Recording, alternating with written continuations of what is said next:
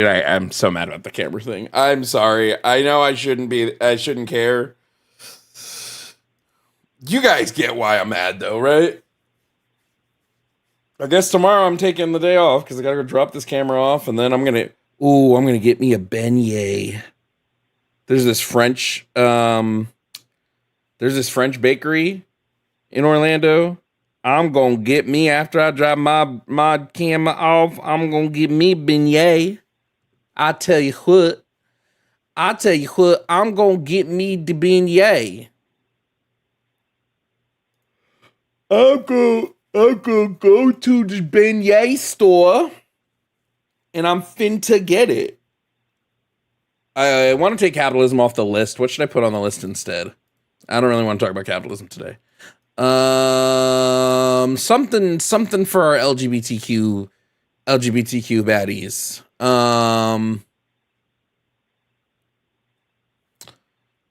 What's that on the TV? Scary Godmother, bro.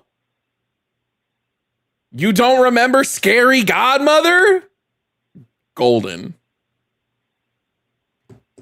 I don't know enough about Land Back to be able to have like a decent conversation about that. But I'm gonna open up. Hey, thanks for following. You know how I posted questions? Like I'm gonna do a Q&A video. I think I'm gonna open that up to tier 2 members on YouTube as well, so we can get a little bit more questions in for monthly Q&A stuff. And you can ask me questions about stuff like that, and I'll research before the video, and you know.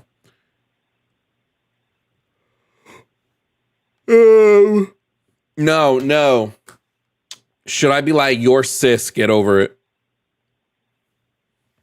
If you're not trans, you're cis. Suck it up. Stop being a punk baby bitch.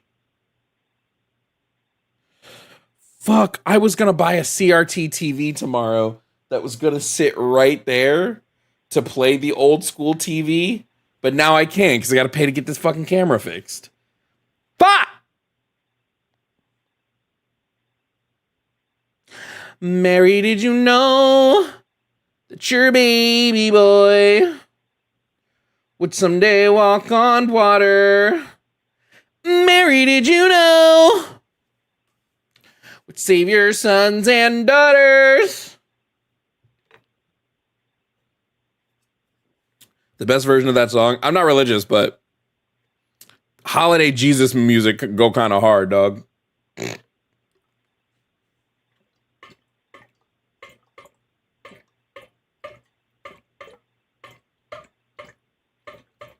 Puerto Rico.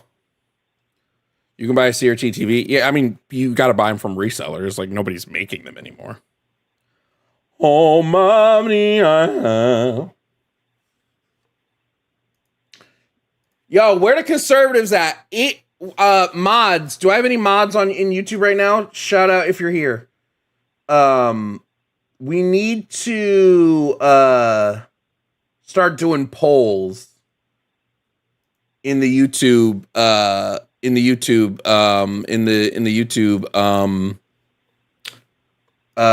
Pillow, are you over on YouTube so I can make you a mod over there? I want to start doing polls, you know? So we can do polls while we debate. And the first poll should be... Yeah, hold on, Pillow. I'm going to mod you. Did that work? That sure as fuck didn't work. Why are none of my / commands working? Oh, wait. I can just click on your name, right? Add as moderator. All right, Pillow, you're a mod on YouTube now as well. I'll make you a mod on Twitch, too, before I forget. Do me a favor, Pillow. Start up a poll. Have the poll be, is MAGA ruining the U.S.? Yes? No. Let's do those two.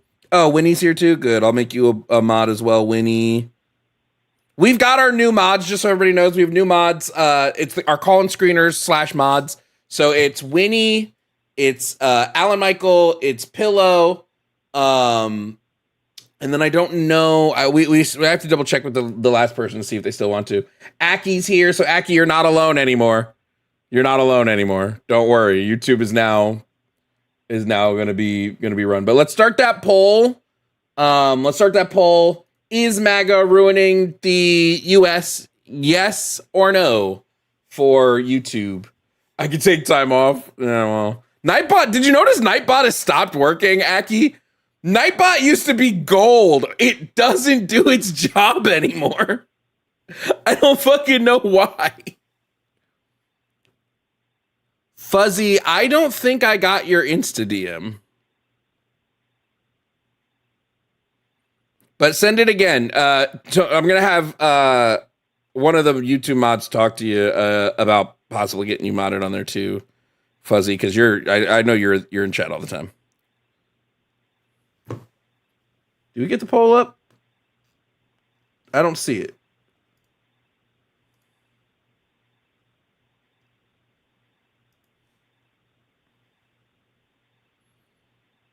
I'd love to call in debate. I think we're in different times. I'm going to get this touch. What do you want to debate about? That's what it depends on. I don't like debating every topic all the time. I'll debate any one most of the time, depending on like what we're talking about.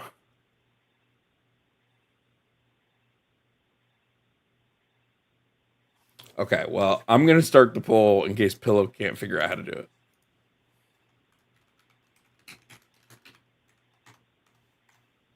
See?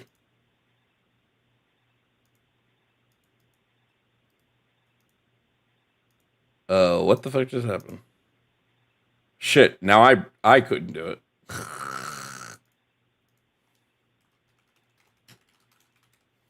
Is MAGA ruining the US, guys? Yes or no? Answer the poll. Answer the poll now. That'll tell us how many people in chat are like sick little MAGA fans in the YouTube chat. My Twitch babies are full of my we run this town tonight. We are, yes it is, we are. This is Rag Nation, pledge your allegiance.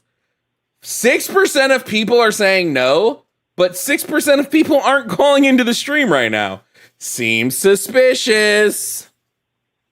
Seems suspicious. Now it's 3%. Golly, look at that, bro. Do we have a P.O. box we can send you swag at? I need to make one. I don't have one now, but I it's something I could be tempted to make. Look at that. 97% of people agree. This is the most accurate poll in all of America. 97% of people agree that MAGA is ruining the USA. How can something be evil and not real? Is Darth Vader evil? Is Sauron evil? Is the Joker evil?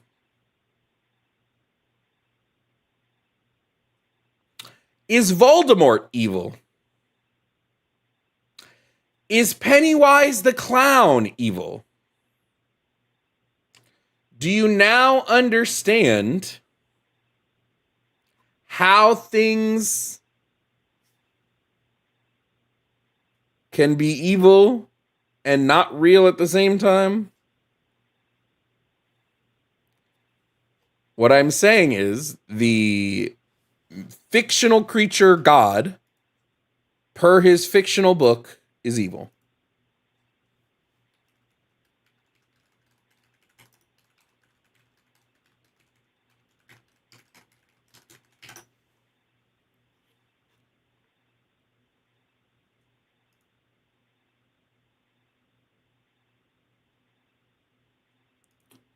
When I am human, and I'm gonna be.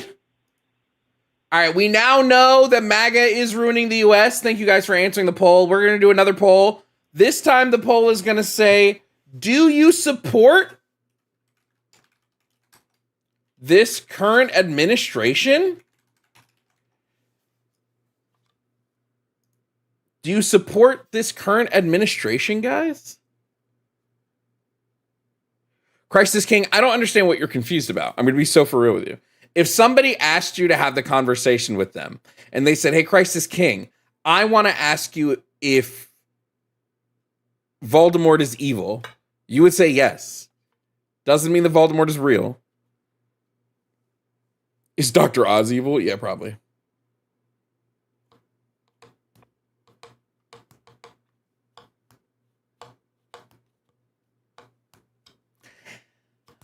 Any dumbass listening to an overweight full-grown man with cat ears on needs to wake up. You're a weak cowardly loser. That's how you sound. I just want to let you know, whenever somebody in chat responds like that, that's how y'all sound. That's how y'all sound. 10% of people listening support this current administration, but 0% of people are calling in. Ain't that just a bitch? Anyway, we're going to bring up our first caller today. Caller, you are on with Jovan. Hello, are you here to debate? Hello. Sadly, I'm not here to debate. Rest in peace. Get out of here then. Goodbye. No, I'm just kidding. What's up? All right. Your last prompt on the board says Trump and the Republicans have caused this shutdown. I wanted to know what exactly have they done or not Sure. done. Sure. Can I just get your name, age, and pronouns, please? Tyler, 19. You can use any pronouns. By the way, Aki, if you can hear me, can you go into the mod section on the Discord that I sent you in and just drop the rules for YouTube mods? Thank you kindly. What did you say your pronouns were, Tyler? You can use any. I don't care. Any base. Okay, 6. The reason why Trump and Republicans are responsible for the shutdown is Republicans are trying to strip, like Democrats are very much willing to come to the table and negotiate on the budget bill, specifically on the continuing resolutions that they both put forth. The Democrats said, hey, if you want our votes to get the 60 votes you need, which, by the way, they can vote to change the rules to not need 60 votes, but they are refusing to do so because they want to use the Democrats as a ploy. Most of the Republicans don't want this to pass either, and it's been very obvious about that. But because when it comes to blah blah blah, the Democrats are like, we're willing to work. We want these few things in order to get our remaining 7 votes. We want you to stop trying to strip the subsidies. The subsidies for the ACA. The subsidies are, the way that government helps poor people who can't afford insurance. They'll cover like a portion of their premium. They're like, we don't want you to throw in these massive work requirements. They people shouldn't have to be required to work to receive benefits. Benefits are not some conditional thing. At least I don't believe they should be conditional. They should just be there for people that need help. And then they also want to make sure that documented and legal residents are able to access these benefits, because right now the Republicans, the big beautiful bill strips away legal residents' abilities to get Medicaid and Medicare and other benefits. They want this changed because they're like, hey, these people are legally here, so why should legal residents not be able to access these things, especially if they're pulling in, or especially if they're putting into the system, which they are. The Republicans keep saying no. Democrats want to make it so illegal immigrants can access these benefits. They've not been able to substantiate or tell people how, right? They apparently are unable to write the bill in a way that doesn't allow this. They just keep saying it over and over and over again. So because Republicans refuse to concede to the Democrats, and because Republicans refuse to change the rules, they're the only people that are stalling this process. The Democrats have said, hey, if we can work together on this piece on this continuing resolution, we will give you the 6 or 7 votes you need to get to 60. They won't. So it's Republicans. And now the reason why it's Trump's fault specifically is because he said it was.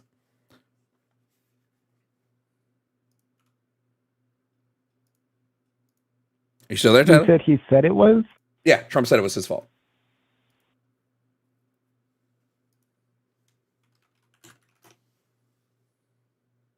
Only half surprising. Yeah, hold on. Here, I'll play it for you. I'll play it for you really quickly, just so everybody knows. Let me pull it up.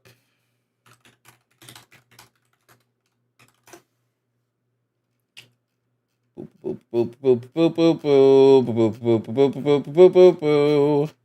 I just played it yesterday on stream. Let me just go to my history.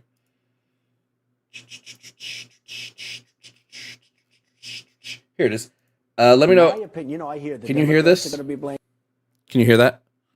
And the Republicans no, I cannot be blamed. Really? I actually think the president would be blamed. Yeah, your voice is the only audio I hear. It's not hear. going to be a horrible shutdown because, as you know, things will sort of keep. Well, it was a partial shutdown, right? If there is a shutdown, I think it would be a tremendously negative mark on the president. Interesting. Well, I'll just throw it this way. Donald Trump said in an interview in 2013 that if there is a government shutdown, any government shutdowns are a bad mark on the president. It's up to the president to pull people together and to work bipartisanly. And if a president can't do that, a shutdown is his fault. So the shutdown's his fault, I see. per his own words. So yeah. Well, that was pretty much all I had to ask about. Thank you for having me on. Yeah, no problem. Thanks for stopping by. That was Tyler. They were on with Jovan. Thank you for calling in, Tyler. New poll alert over on YouTube. This time, I want to know, chat. I want to know who's responsible for the shutdown. YouTube, tell me who's responsible for the shutdown. Is it Republicans or is it Democrats? You tell me. If anybody thinks it's Democrats, feel free to call in. We can talk about it. There's the new poll. Aki, I don't know if you heard me. Oh, I see you. I see you typing. So never mind. We're good.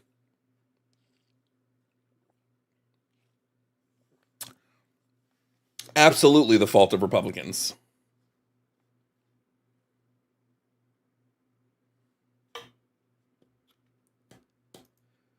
We have 5% of people are saying that it's Democrats, but 5% of people aren't calling in. Isn't that sort of embarrassing? Anyway, next up on the show, we have another guest. This is going to be guest number 2. Hello, you are on with Jovan. Are you here to debate?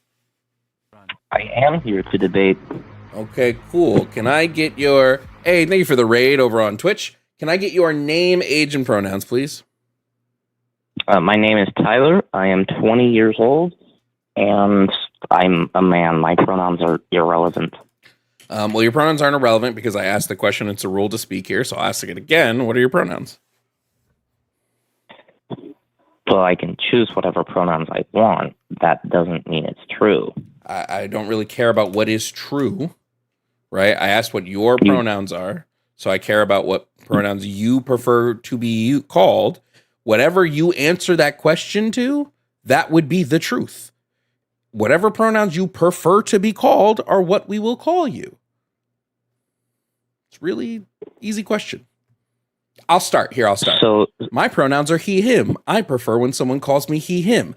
I get kind of annoyed if someone calls me she, her, because I'm like, well, I'm not a woman. So call me what I prefer to be called, he/him. What about you, Tyler? What do you prefer to be called? Sure, you can just put down he, him. Whatever. Great. So thank you for admitting that you have preferred pronouns and using them correctly. Tyler, what on the board are you calling to debate about? Well, I caught the tail end of your stream, I believe it was 2 days ago, and you had a topic on the board that said that the Republicans' reactions after the Charlie Kirk shooting was hypocritical. Yeah, Republicans are largely hypocritical about most things, yeah. Okay, so on that specifically, I'm just wondering, what drugs are you on? Metformin, and then something for blood pressure, but I don't remember the name of it. Okay, I was kind of expecting a literal answer there. But okay, let's just go. Why do you think that Republicans are hypocritical after one of our own was brutally murdered in front of thousands of people? Because Republicans consistently advocate for violence. They consistently push through policies that are political violence. They consistently champion a man who says and does violent things all the time. You don't get to sit here and be a party that loves and decries violence, and then all of a sudden violence happens, and now you're like, "Aw, not to us though." So that's hypocritical. Has any Republican ever advocated for political assassinations in public in front of thousands of people, including that man's wife and children? Has any Republican? Yeah, plenty of private citizens. Has any politician? No, but neither has any political. Neither has any Democrat. Republican. Neither has any Democrat. So I don't. Well, what would that question be? So you. But that wasn't my statement, though, was it? My statement was Republicans are a party that love and adore violence, and now they're up in arms and their panties are in a knicker knicker in a twist now that violence happened to them. So like, I tried to say your knickers are in a twist and panties are in a twist, and it went to your panties are in a knicker. Who knows? But close enough. But yeah, Republicans can't decry violence while also engaging in political violence. It is hypocritical. Okay, so when Democrats are daily calling Republicans fascists, Nazis, well, they are threats fascists to democracy, I don't think most of them are Nazis. I don't think most of them are Nazis. They absolutely are fascist. They meet 14 of the 14 characteristics of fascism. So I would say fascist, yes, absolutely. I just calling someone a fascist isn't a call for violence, though.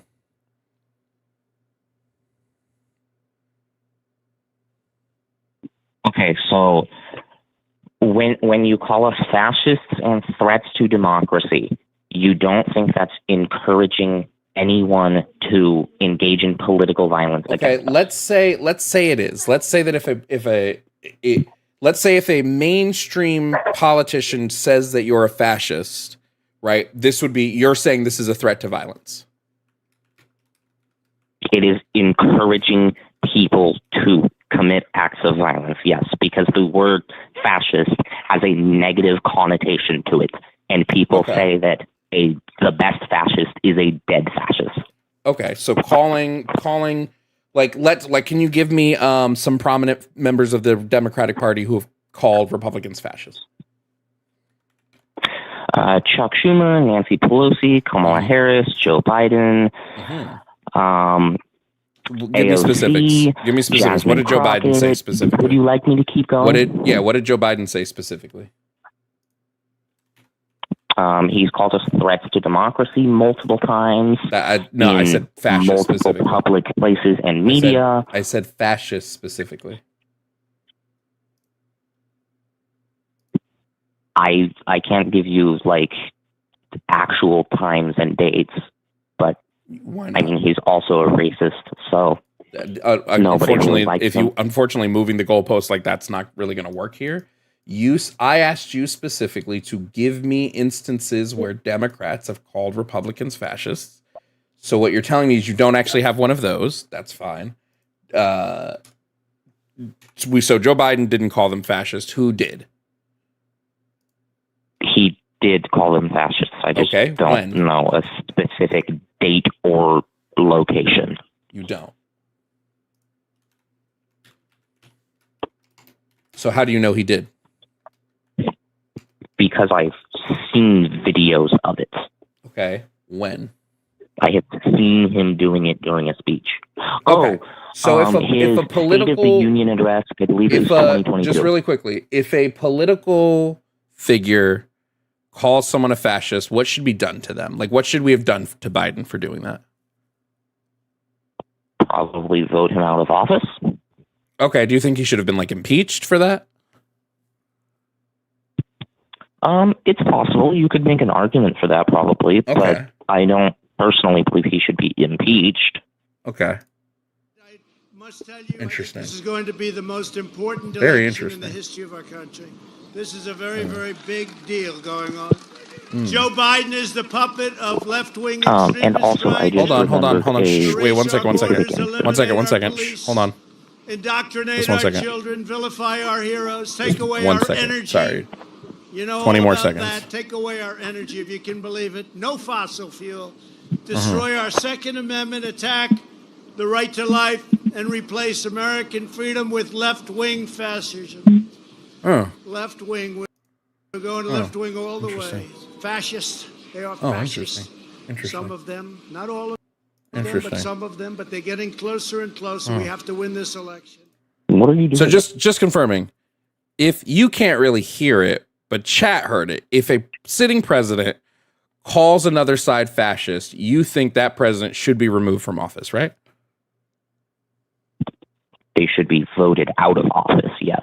Do you think they should be voted into office? Do you think if someone votes in somebody that calls the other side fascist, that person made a bad choice with their vote? If they are calling people fascists when they are not actually fascists, then yes. Okay, so now the goalpost has shifted. Now it's not that calling someone fascist will lead to violence. Now it's calling someone fascist that isn't fascist. So now we have to decide what a fascist is, because you've moved the goalpost a little bit there. Do you so what is a believe fascist? that politically assassinating one of your political opponents in front of thousands of people is an act of fascism? No. That's not an act of fascism. No. Political assassination is not an act of fascism. No, because we don't know why Kirk was assassinated. And he wasn't assassinated by like the Democratic Party. Okay. He was assassinated by a private citizen. So no. Now, when the United States government killed Martin Luther King specifically, no, we don't, because the shooter's maintained that he's not guilty, that he's innocent of it. So we don't have an actual motive yet. We have a theorized motive. Hold on. We have a theorized motive that's based on like very loose speculative evidence, but we don't have a fucking 100% motive yet. Secondly, if a private citizen kills somebody, that's not fascism, because they're not a governing body. They're a private citizen.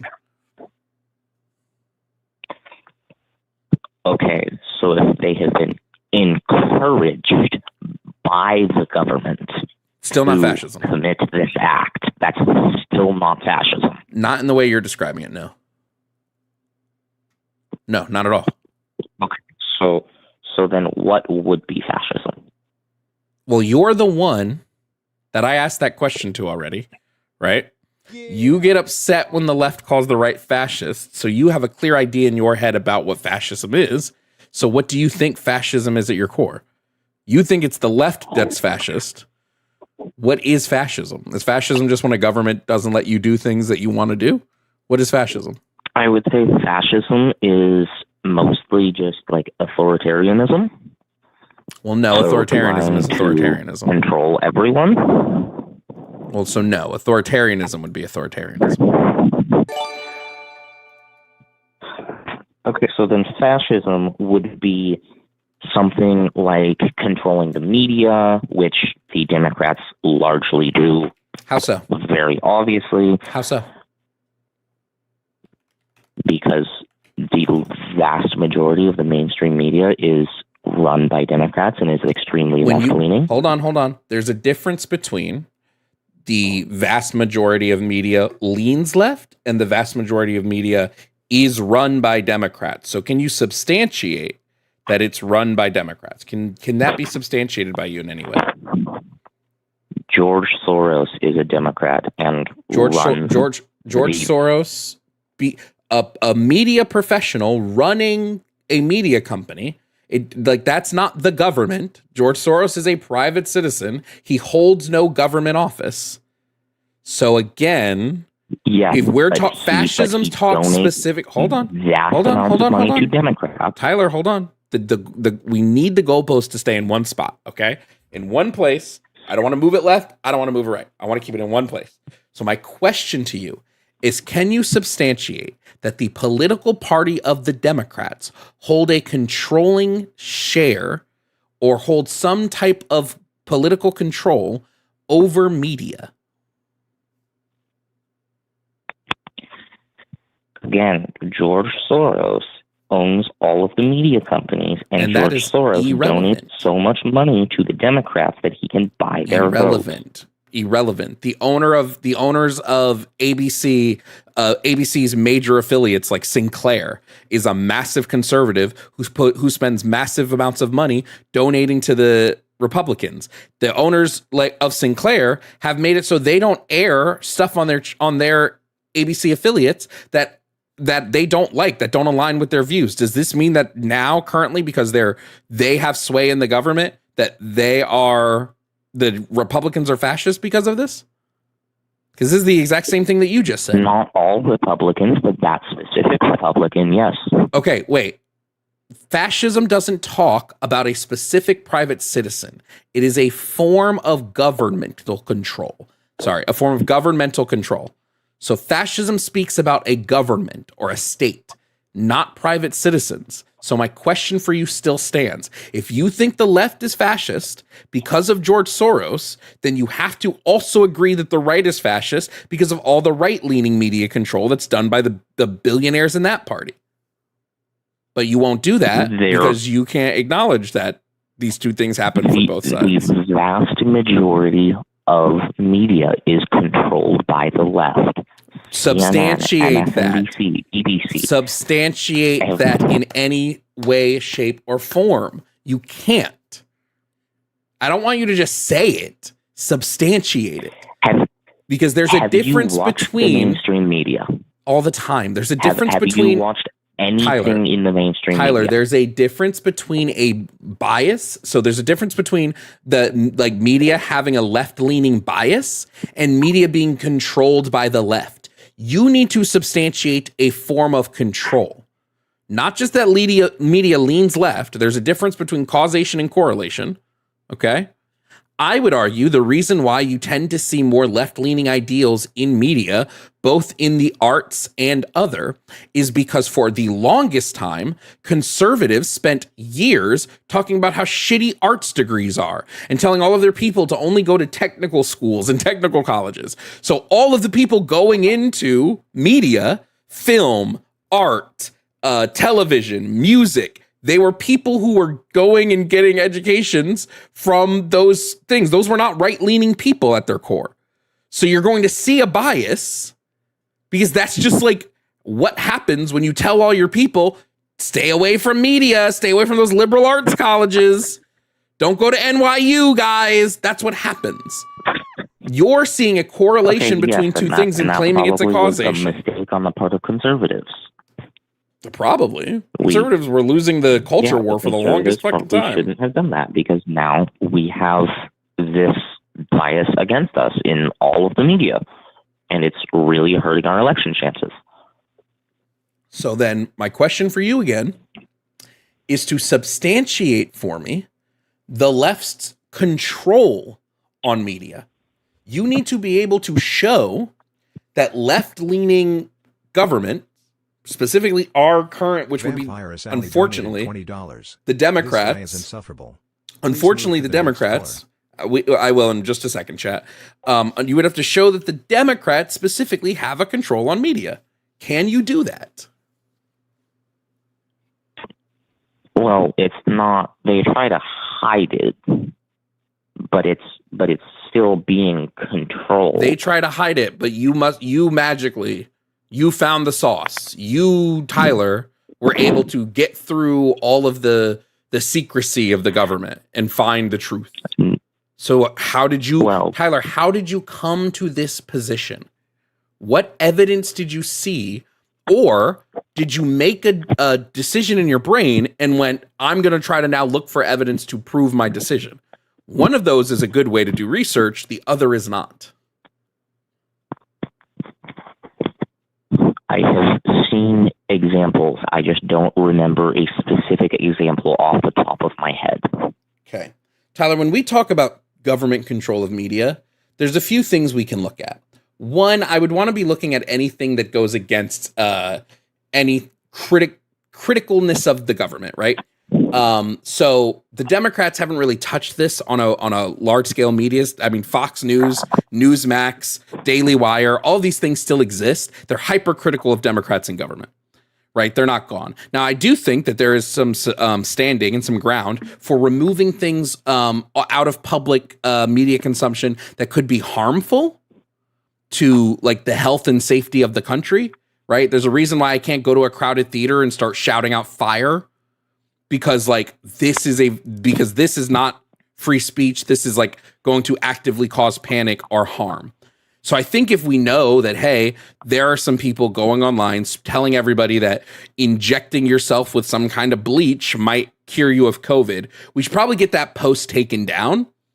Because we have really stupid people in this country. Someone may actually shoot up bleach when somebody tells them that, hey, do you think bleach could work to cure COVID? I don't know. It might be the case where somebody might tell you to use a horse tranquilizer to a horse dewormer to cure COVID. And we know it doesn't fucking work. We know that there's literally no study showing that it's got any sort of effect on COVID whatsoever, but people might hear that from someone. So I think there's public interest in that. What I don't think there's public interest in is Trump removing stuff off the air and off media that he just doesn't fucking like. Just stuff that he thinks, I don't fucking like the way these people talk about me. Now that is pushing fascism. The Trump administration in his first term, he tried to get Chrissy Teigen taken off Twitter because she called him a bitch. He literally had his department reach out to Twitter to try to get her account taken down. Luckily, Twitter wasn't owned by Elon Musk at the time, so they were like, no thanks. Now you have Trump. So hold on. Now you have Trump choosing a head of the FCC who goes after. You have people like Jimmy Kimmel who say nothing fucking wrong, right? When he's giving a fucking monologue. And the head of the FCC, Brendan Carr, who, by the way, wrote part of Project 2025, sits up here and goes, hey, if you don't do something about this ABC, the FCC is coming for you. And then you have Trump literally verbatim saying, yeah, I think it's good Jimmy Kimmel went off the air. I think anyone who disagrees with me should not be on the air. We should revoke their FCC license. You think that it's okay for a sitting president to say we should revoke the FCC license of people who disagree with him? But you want to call the Biden administration fascist? Okay, I disagree with Donald Trump on that. You probably disagree with Trump on most things. I'm telling you, Tyler, as a 20-year-old, no, you probably you probably do, Tyler. I guarantee you're probably going to have more disagreements on Trump than you're going to have agreements. No, I have not. I know Donald Trump's positions. I really do not. Okay. Hey, chat. I know someone paid to boo. Someone paid to boo. I want to keep going into this. So whoever that was, I'll give you a free kick later. We need to continue this conversation. Tyler, I want you to give me one policy position, just one policy that was. In fact, I'll make it even easier. Can you give me one piece of legislation? One piece of legislation, any, passed by Donald Trump that is going to have a positive impact on middle to lower class America? Any. Mass deportations. What's the positive impact those? Because right now they're having a negative impact. They are quite literally directly responsible for a 22% increase in grocery prices. So can you tell me the positive impact this is going to have? It will let Americans get their jobs back instead of giving jobs to illegal immigrants for pennies on the dollar because they're willing to work for less. Great. So here's the beauty. Most undocumented immigrants work using an ITIN number. They work above board. 50 to 75% of all undocumented immigrants in this country are working with an ITIN number. People working with ITIN numbers aren't being paid pennies on the dollar because they're reporting their taxes. So at most, 50% of them may be working under the board at most. The lowest it's 25% of them would be working under the table. So this then, just factually is untrue. The people that are working under the table, should they be deported? No, I don't think anybody should be deported just for being here, right? I think that's silly, and it's not even the conversation that we're having, right? Whether they should or should not be deported is a whole different conversation. I'm asking you how mass deportation of people is going to benefit Americans when people who are undocumented put in $100 billion to our system every year while only taking about $50 to $60 billion in services. So we're going to lose tax revenue. We've already, like I said, we've seen an increase in grocery prices.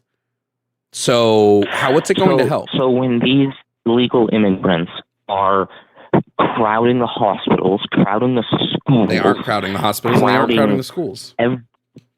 We've not seen an overrun on hospitals. No, they aren't. We have not seen an overrun on hospitals or an overrun on the school system. The hospitals and the schools are more busy than they should be. Wait, there's a difference between hospitals being busy and there being an overcrowding. An overrun. That's two different things.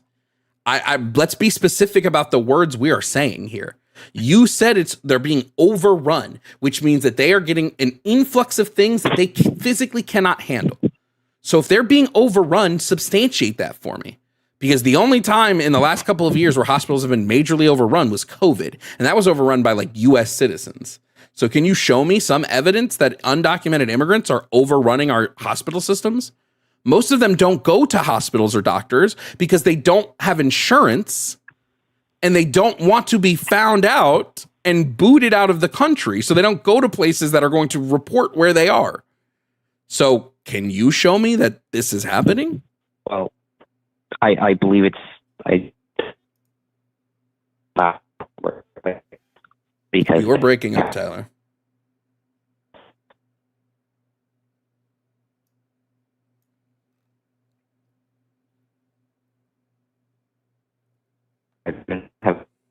You're still breaking up, Tyler.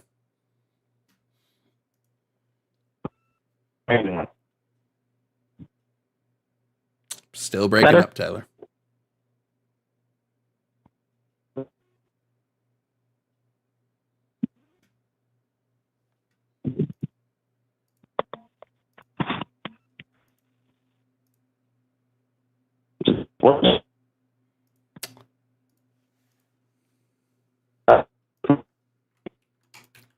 Okay, well, Tyler, your internet has gone the way of the dodo bird. So I'm gonna call it there. It didn't seem like you could substantiate most of what we were talking about anyway. And I mean, someone paid to boot you. I guess we'll finally honor that one. Sorry it took so long. I think that was you, Vampy, right? Here's the thing, chat. Substantiate your claims when you call and talk to me. I don't want to hear I think. I don't want to hear I believe. If you're talking about something that we have hard data on, give the hard data. I did start a poll over on YouTube. Was Tyler winning that debate? Now, 6% of people are saying yes. Why aren't that 6% of people calling in to back Tyler up? Is Tyler the best MAGA has? Is Tyler really the best that MAGA's got? Embarrassing. I would think MAGA would have, someone better. Anyway, thank you guys for watching the show. If you want to support the show, a great way to do that is Cash App or Venmo or PayPal. Tip the show. We use it to keep the call-in lines up and running. We have call-in lines that we got to keep operational. So consider supporting the show so that way we can keep getting callers and keep getting people on the line. Call in if you're not scared right now. Call in. I would love to see somebody who can debate as good, if not better, than Tyler. We would love to see that. If you disagree with me on any of the topics, come on, guys. Don't be chicken. Don't be chicken. Poll, 95% of people thought Tyler lost that debate. That makes total sense. I don't know why mods can't run polls. They should be able to. We're going to start one more poll. This one's going to be real simple. Are you MAGA? Yes or no? Are you MAGA? Yes or no? Are you MAGA? Yes or no? And we'll see. If you are MAGA, call in. If you aren't MAGA, leave the polls open. Heather, thank you so much for becoming a tier 1 member over on YouTube. Thank you so much. Let's bring in the next guest, everybody. Let's bring in the next person.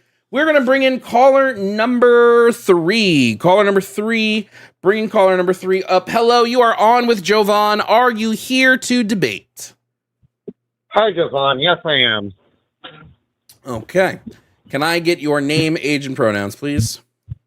Absolutely. Dominic Vayrouse, 26, actually any old. Okay. And what topic did you want to debate about? Well, I want to debate God is not real and evil. However, before I go into that, I think it's pretty simple how the horrifying deportations benefit America. They push more of that labor into the places where it is going to have to be under the table. It speeds all those things up, and I think it's kind of ridiculous to say that this stuff is not benefiting the actual structures that America is. When I say benefiting America, I just mean, does it benefit the people that live here? Oh, very different thing. Absolutely not. Okay, cool. Okay, then what do you want to debate about God? Do you believe in God? I do believe in God. Okay, are you Christian? And I am, yes. Okay.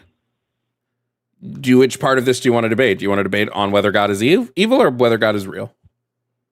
Well, I would say first off, I think that the general statement is contradictory. I don't think that something can be not real and evil. Can I ask you a question? I think going on Can I ask you a question? It depends. Can I ask you a question? Can I ask you a question real quick? Absolutely. Is the Joker evil? No. The Joker is not evil. Like, no. No, the guy who shot up the movie theater, I think there's an argument to be made that he is evil. Okay, wait, you don't think we can label fictional characters as good or evil? I mean, yes, but if we're going down to that point, I don't think that it completely changes what good or evil actually is. Like, I don't think when it I'm does. talking about if a Super Saiyan is good or evil and everything, like, I'm not talking about it in the same way that I'm talking about actual human atrocities and all those things. I mean, it even goes down to, like, do you know that 9/11 comic that Marvel put out right afterwards where Dr. Doom is like, oh, I can tolerate so much, but this is just beyond the line. Like, some of the people who write comics, hugely evil, disgusting philosophies. Frank Miller, he did horrifying things with Batman, but at the same time, he also added to the canon in ways that are very fascinating and interesting. Yeah, and, I think I don't know why Christians tend to do this. I think it's pretty obvious that we can take fictional characters and decide whether those fictional characters are good or bad, or good or evil, or evil or pure. Like, I don't understand why this is a point of contention. Okay, so I would, like, put it down to, like, someone like Anton Chigurh, okay? Obviously, like, one of the best representations of some of the horrifying stuff. Cormac McCarthy as an author is amazing at doing that sort of thing. Largely, though, what Anton Chigurh does is take apart some of these horrifying stuff and these horrifying sides of these philosophies. I don't think you see any people who are making Anton. I know. I'm talking about Anton Chigurh. No, but you also talked about Cormac McCarthy, who's the author. Yeah, I brought him up because Cormac McCarthy is the author of that, and I think he writes very amazing villains that are some of the best representations of actual evil within media. But I still don't think you can call those characters, like, evil in the way that I think it cheapens the word evil to call things, especially when I would say that Cormac McCarthy's villains, I would say, have had a positive net good effect on the world. I wouldn't be talking about how the fictional characters effect on the world. I would be talking about the actions the fictional character took and did. Yeah, but that is inherently taking it from, like, okay, I'm a Christian. I do struggle with the idea of good and evil. I struggle with the idea that there could be these pure forms of either of that stuff. However, at the same time, that is something that is core to any dualist faith. I see myself as more of a polyist Christian and everything. I don't think it has to just be these two dividing lines. However, it is a core part of the philosophy that has dictated most of my worldview and seeps into liberalism as well. I think taking that thing and purely applying it in these YouTube fandom logics on this stuff, it does cheapen what the actual word is. I try not to refer to things that I don't see as evil. Okay. Which part of the debate do you want to have? Do you want to have the debate of whether God is real or whether God is evil? I'd go more into deistic creationism if we were going into that side, which I think could be fun, but I have a feeling you'd probably prefer the God is evil. I don't care which one. It's up to you. Okay. Well, let's go God is evil. Okay. Do you believe that the God of the Christian Bible has forced people to suffer for no reason? No, not personally.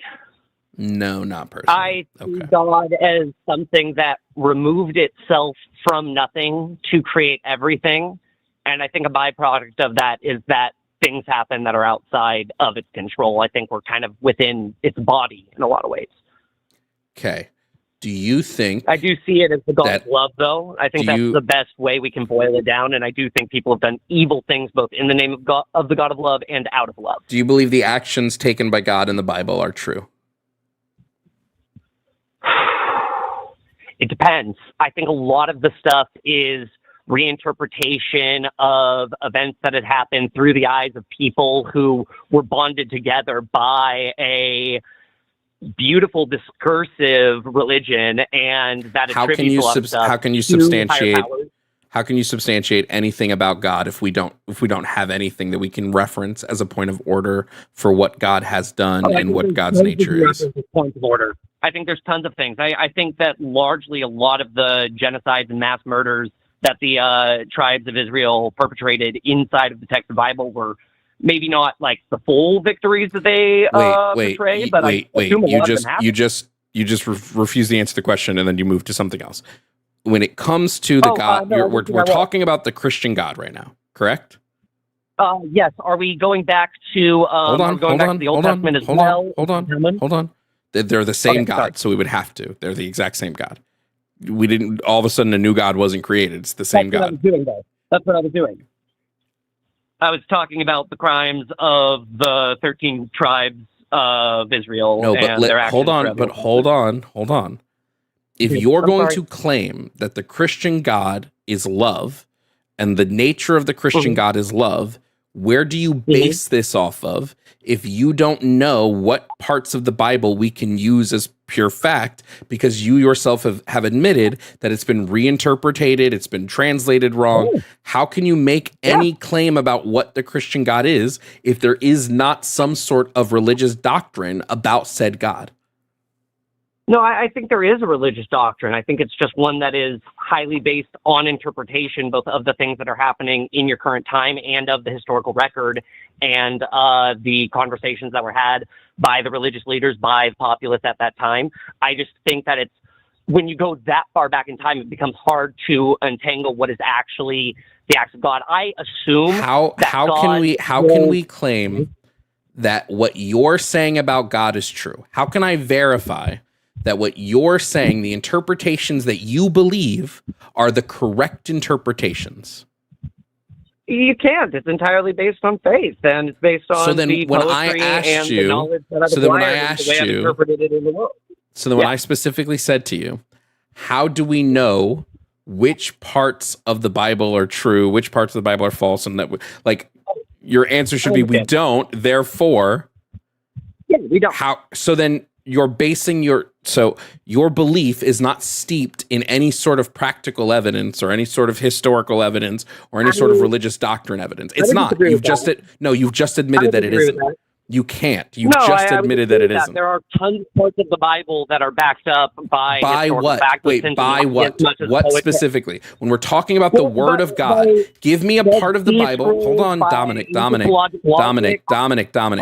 Give me a part of the Bible that speaks about God's nature or talks about holy doctrine from God that has not been touched, and that you would say this is a true part of the Bible. The existence of Jesus is proven by the historical record, as well as the first church and their descendants. The existence of Jesus doesn't prove anything you're talking about. All it proves is that somebody existed. All you're proving to me is someone existed at one point in time, right? This doesn't prove that God is real. This doesn't prove the nature of God. This doesn't prove any holy doctrine. This doesn't prove any of this. I'm asking for the part of the Bible that proves the mysticism of God. We're talking specifically about the mysticism. I don't disagree that the Bible has might have some historical accuracies, because it's an old fucking book written by people a long time ago. Sure, it probably has some historical accuracies. How can you believe in the mysticism of God if you can't tell me what parts of the mysticism are true? Because I experience other gods in my day-to-day life, and I see the way in which they have tangible impacts on the world, and I have felt tangible impacts of love. So that would be your proof of God. Money is a god. Your proof of God is that you have felt love. No, it's that other gods exist, and love clearly is a force. Wait, how do you prove that those other gods exist? Money and capitalism, I think, are clear examples of hyperobjects that have turned to a state of pure worship, and the way in which they exert their force on the world is outside of just. What? Like, what are you doing? Like, what? What do you mean, what am I doing? When I use the word God, you have to know that, like, we're talking about, like, the colloquial use of God. That there is a being that exists who, hold on, there's some but these aren't gods. Just because someone worships something like a god does not make that thing a god. I think that's exactly what a God is what we call gods. It is things that have large effects on our world. It is things that operate outside of mortal coils and have, There's no fucking way, dude. They have input and emphasis on people that is outside of a person's normal control. Such lazy apologetics. I disagree entirely. I think it's something that well explains the world that we come through. No, it doesn't explain anything. If I create a bowl of spaghetti, if I make a bowl of spaghetti and dozens of people start worshiping this bowl of spaghetti like it is their Lord and Savior, and the bowl of spaghetti, based on the way the noodles are sitting, will dictate how they go about their daily life. Is this bowl of spaghetti God? It is a God, probably more of a minor deity, something that could be more explained. That is this. I have to be being punked at this point. This has to be. I have to be being punked. No, you're not being punked. Do you believe, Dominic? Do you believe that the Christian God is a being that possibly exists outside of time and space that created the universe in which we live? Yes, I would say my interpretation still sees it more as something that is time and space. However, yes. Then you're not worshiping the Christian God. I am worshiping the Christian God. No, you aren't. I'm worshiping love. No. Christian God is not. No, what you are doing is you took Christianity and you forced it into a worldview that you have, as opposed to actually worshiping what the text says about the actual being that you're claiming to worship. Saying that it has to be the book that I'm worshiping. You're the one who's claiming that it has to worship the Christian God, it would need to be the God of the Christian Bible, not whatever else you want it to be. Millions of different faces and forms. It has millions of different faces and forms that have been used to do vastly different things. The contradictions between liberation theology and the actual Christianity that was used to dictate and oppress Latin America are two very different gods, but both descend from love in some ways. I tend to see it more as a self-love that created a lot of it, that then gets replaced by the more open, universal love that Jesus represents, but it gets co-opted and brought back and forth, and the face changes as we worship it, as we do things in its name. Okay. You can't believe in any part of the Bible. Yes, I can. No, you can't. There's lots of parts I choose to believe in. You choose to believe with lack of evidence in mysticism in the Bible. Yeah, I do. I've got a lot of complicated reasons for it, but especially recently, none of the reasons. Just wait. Because I don't need a life story. None of the reasons matter because you lack evidence for the belief. So none of the reasons matter. True at all. That's not true at all. Yes, it is. So many people do things with a lack of evidence of those things, and they still matter. No, that's not what I said. They absolutely matter. Sometimes that's not what I said, Dominic. Okay. All I said was you believe in something with a lack of evidence. Yes, I do. Okay. And you want to defend that belief as being real with a lack of evidence.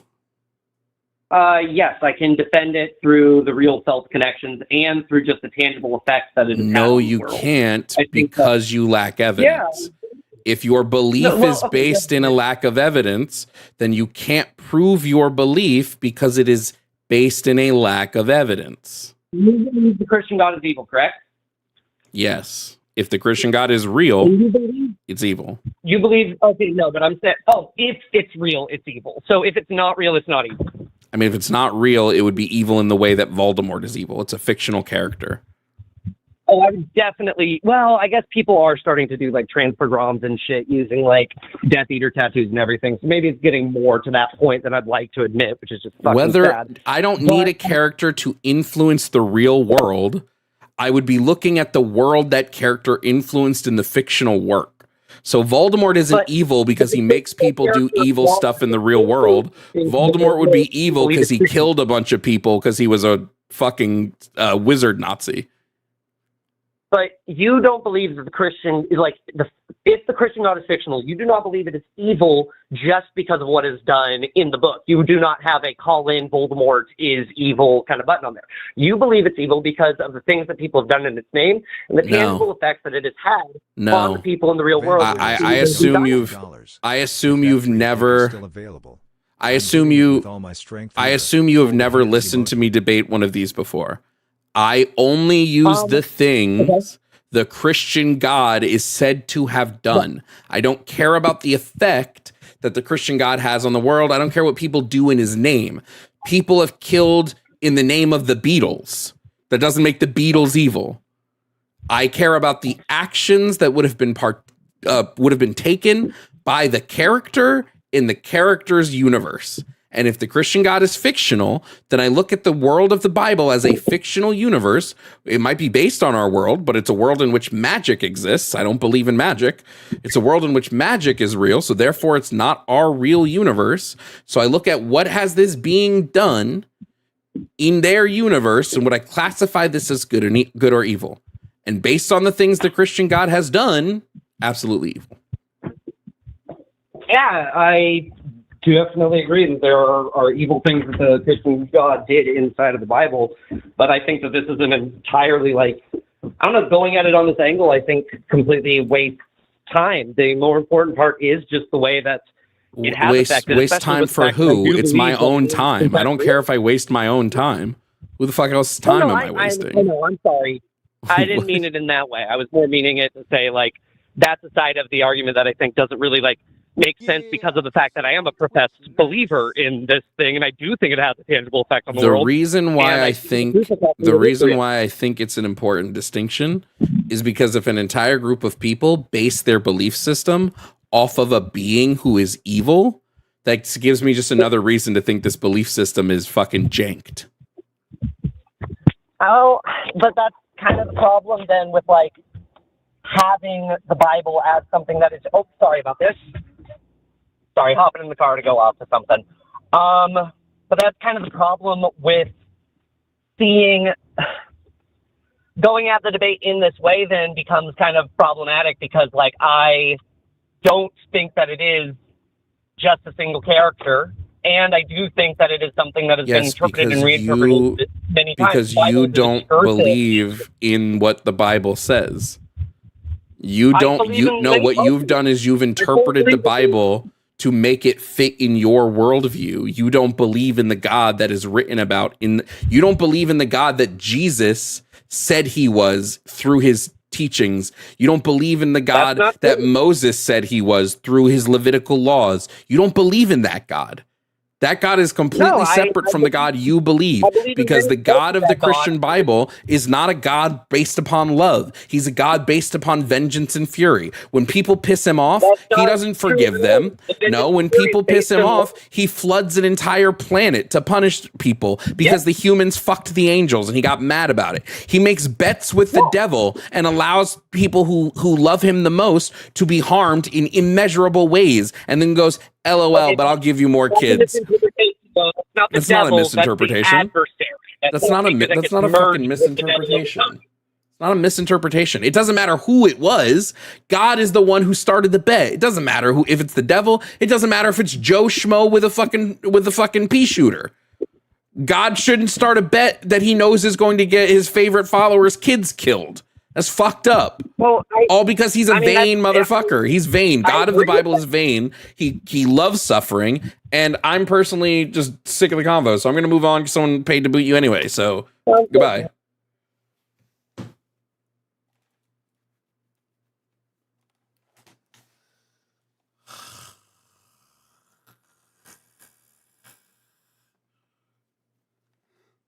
Bro, I hate when fucking apologists do that shit.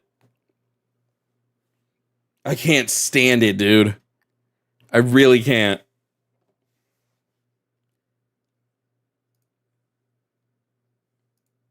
I believe in the Bible, but not the Bible the way that you wrote it. I believe in the Bible the way that I read it.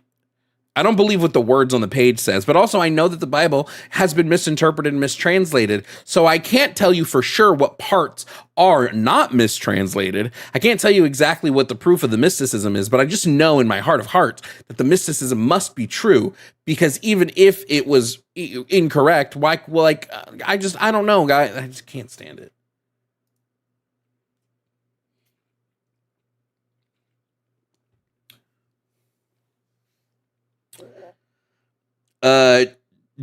Dominic, thank you, and Mira, thank you as well for the Venmos. It's just like I said, it feels like lazy. It just feels lazy in my opinion. Twitch, you guys are real close to getting bingo. That's all I'm gonna say. You might get a bingo game. And if you get a bingo game, we can do 2 winners.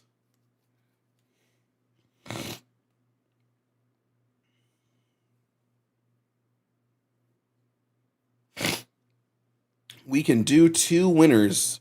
Thank you for the super chat. Behold said, "Ha, Satan is the title. The adversary, it converted human enemies too.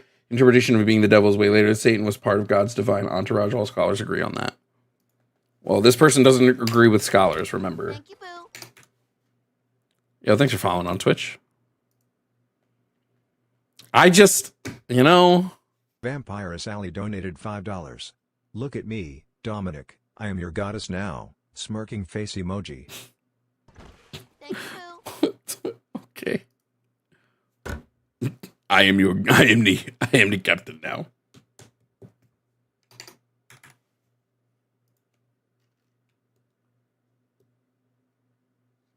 Jovan, is there validity as a source to the Aramaic Bible?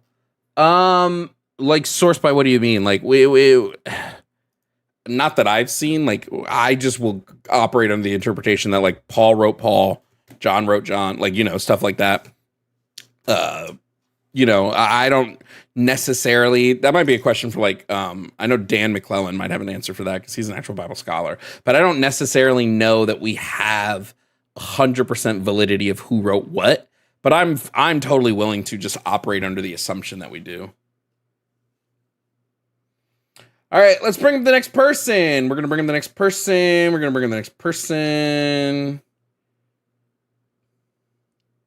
God, why does everyone want to talk about the Lord? People who call in and hang up are boring. Don't hang up. Just wait. Just wait your turn and we'll get there. One more poll really quickly. We're going to start another poll. This poll is going to say, we're going to say, is Trump a pee-pee poo-poo pants? Yes or no? Is Trump a pee-pee poo-poo pants? Yes or no, YouTube chat? 84% of chat said God is evil. 16% said he's not. I disagree. Anyway, let's bring up the next person. We are going to bring up caller number 4. Caller number 4, you are on with Jovan. Hello. Are you here to debate? Hi, I am in some part, yes. Okay. What's your name, age, and pronouns, please? I go by Rain, as in like reign of terror, but not literally. Age 23. We'll go with any pronouns. Okay. And Rain, what topic on the board did you want to call to debate about? Topic number 3, regarding the Christian God and being evil and existing. Okay. Do you believe in the Christian God? I personally am neutral on the matter. I just wanted to discuss it, see your stances, see if any arguments would stick, more or less. Okay. I mean, I don't know how much we'll have to talk about, but sure. Sure. What do you want to know? So first I wanted to ask, when you say the Christian God, what exactly are you defining it as? The God of the Christian Bible, the person in the Bible that they label as God and that they say is the creator, the Father. Okay, Holy so Fonz. That's actually pretty important because according to Christian literature, their God is composed of 3 parts, right? The Father, Son, Holy Spirit, that whole shebang, right? Yeah, I don't really think I believe in the Trinity. Because there's just so much conflicting information about the Trinity when it comes to the way God is described in the Bible and the way that Jesus is described in the Bible and stuff like that. fine. Plus, I don't exactly... more sects of Christianity don't believe in the Trinity than they do. That's news to me. The bulk who I've spoken to do. That's fine. I do then, I guess, just want to rather ask, so if that's your stance on God, I'm curious what you have to say about the existence of Jesus, of Nazareth. I think it is possible a person named Jesus could have existed. I think the story is largely made up in order to further the church. I don't believe in any mysticism around Jesus. I think he could have been a man who was crucified because he was proposing really radical ideals. In the Romans got mad about that. But I don't believe in any mysticism surrounding Christ. I don't believe he performed miracles. I don't believe he rose from the dead. I don't believe he was the Son of God. I don't believe any of that. Okay. Do you mind if I hear any more on that matter, on why that's the case? Because mysticism isn't real. Okay. I find that statement reasonable. Man, I was really expecting a lot more substance out of it. I was expecting there already to be a hitch. A hitch like what? Like, what do you... I don't know. I thought there was going to be like something where like we were going to like... You did kind of gloss over the whole like Holy Trinity thing, but that, I guess, is you had a fair reason to. That was kind of the thing I was expecting to debate, was regarding like the Holy Trinity and how if we were to consider that to be the concept of God, then that statement would kind of not work for the whole being evil thing. Well, no, God is evil because he's done evil things. God causes mass amounts of suffering, and it seems like the reason that he does that is because he gets his rocks off by that God suffering. and the Father, right? Whatever person in the book they label when they mean God, that would be what I'm talking about. That doesn't really explain much, but okay, that's fine. Yeah, I don't really know then. I was expecting the discussion to take a very different direction. Okay. Damn. All right, then. Okay, well, very well then. Have a good day. You too.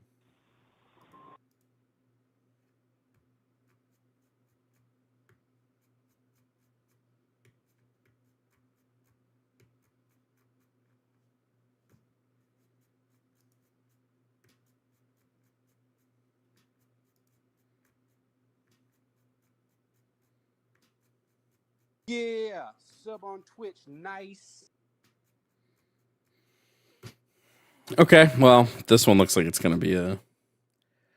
We're going to bring up caller number 8. Caller number 8, hello, you are on with Jovan. Can I get your... Well, are you here to debate? Yes. Okay. And can I just get your name, age, and pronouns, please? Rick, 42. I'm a man, so he.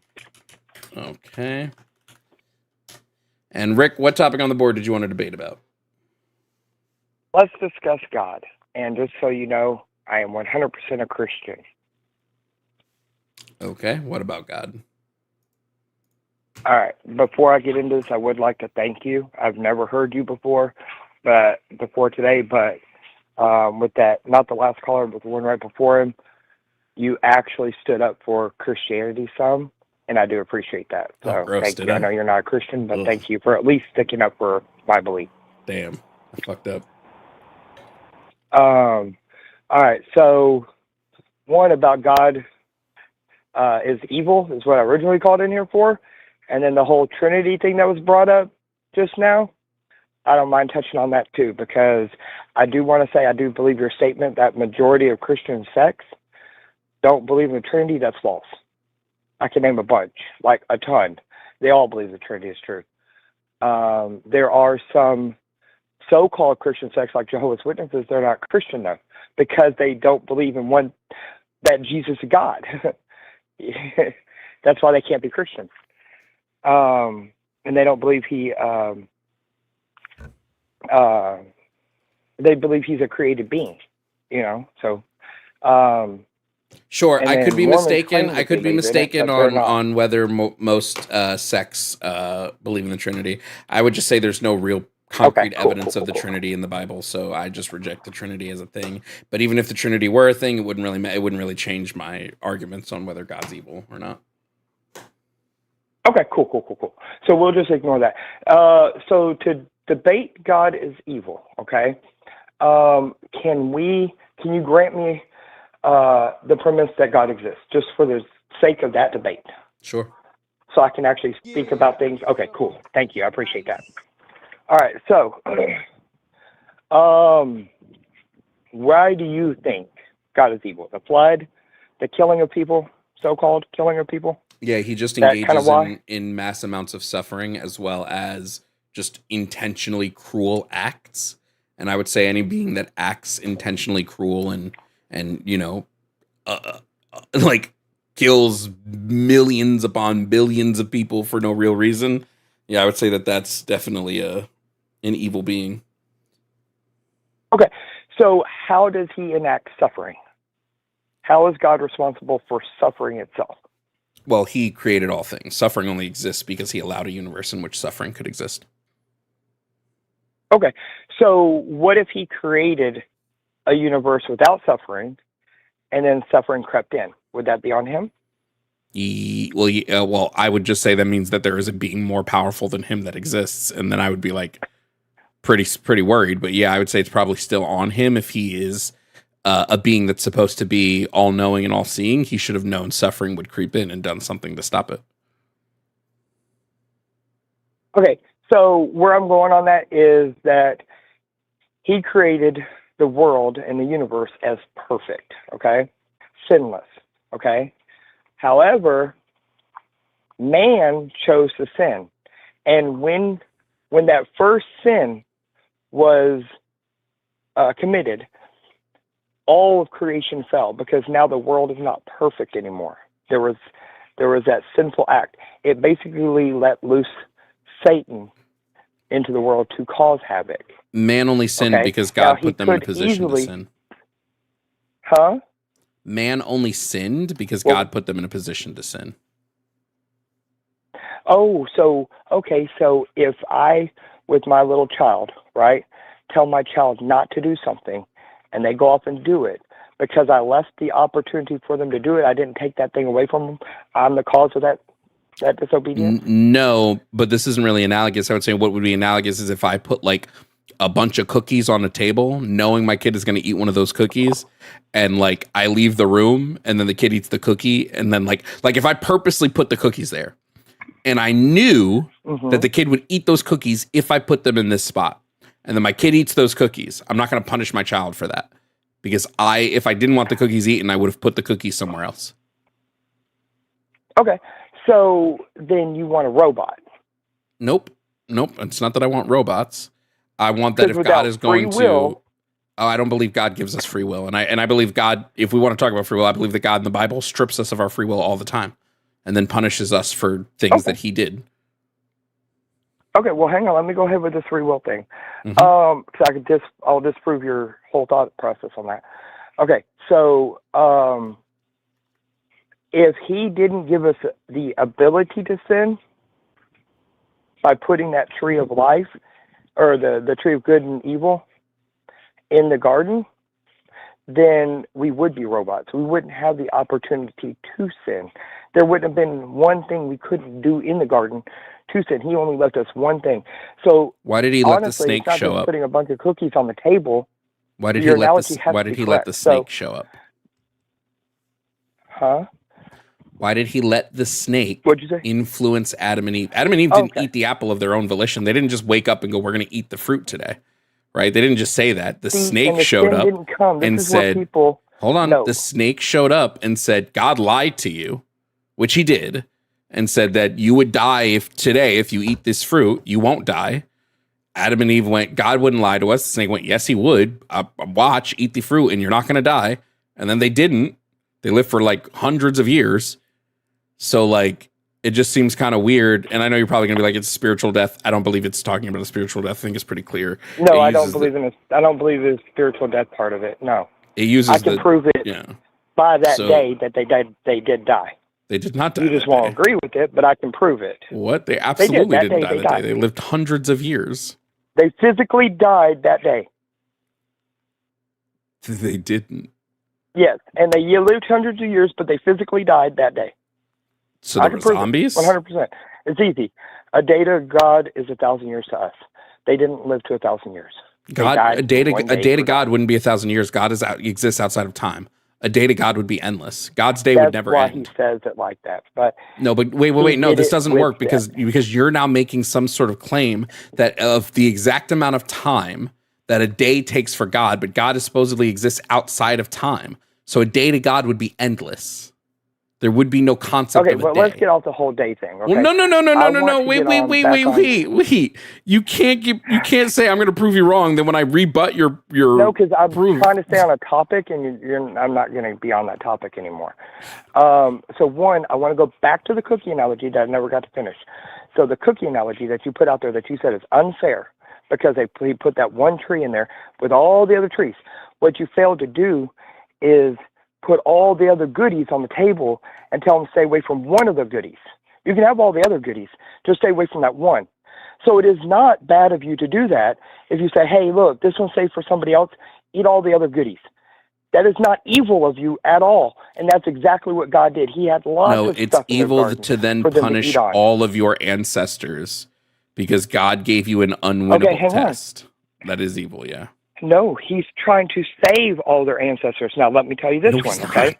The snake thing. Wait, Rick, hold on, Rick. Every single one of you bring up. Rick, I have to be able to respond to you.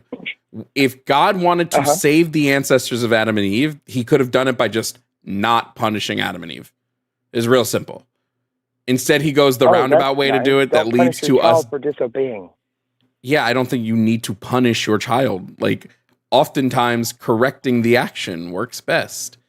Punishment actually tends to work the least when we look at like what leads to like improved behavior. So yeah, there's a reason why timeouts aren't really effective. I was raised different. I don't agree with that. I mean, you don't have to agree with it. That's what like child psychology tells us. Yeah, is that like gentle parenting works better than like punishment? Yeah, gentle parenting is a crock of crap. But, okay. I mean, you can say that, but unfortunately, we have the evidence that it's not. Yeah, we have the evidence. I work in prison, and I see how full we are. Doesn't tell me anything. Thousands of people a day in Texas prisons coming in nothing. Because people don't discipline their children properly. That literally has nothing to do with just being mean and hitting your kid. But yeah, he says nothing. So I do have the evidence that that's not evidence. Not work. That's not evidence. You're just correlating what you see in prisons to gentle parenting and punishment. And that's just not how any sense of data like collection would work. We won't get onto that. The snake, okay? The snake, what about him? He didn't punish them for succumbing to temptation, okay? Because only, if you read exactly what he punished Genesis, only one succumbed to temptation. Adam was never tempted, okay? He only came to Eve, which was considered the weaker vessel because she wasn't directly created by God like Adam was from dirt and everything like that. It was part of his rib and everything. Anyways, he made her as the weaker vessel, the one that Adam was supposed to protect, which he did not. He failed that too. He did not protect his wife like he was meant to. That's why we are meant to protect our women. God directly punished Eve when he said that I'm going to make it so that when you experience childbirth, it's going to hurt like hell. That is a direct punishment. Yes. So hang on, but not for all of sin of mankind. The only one, she was only punished for not obeying God. All human females that give birth have to suffer now because of something Eve did.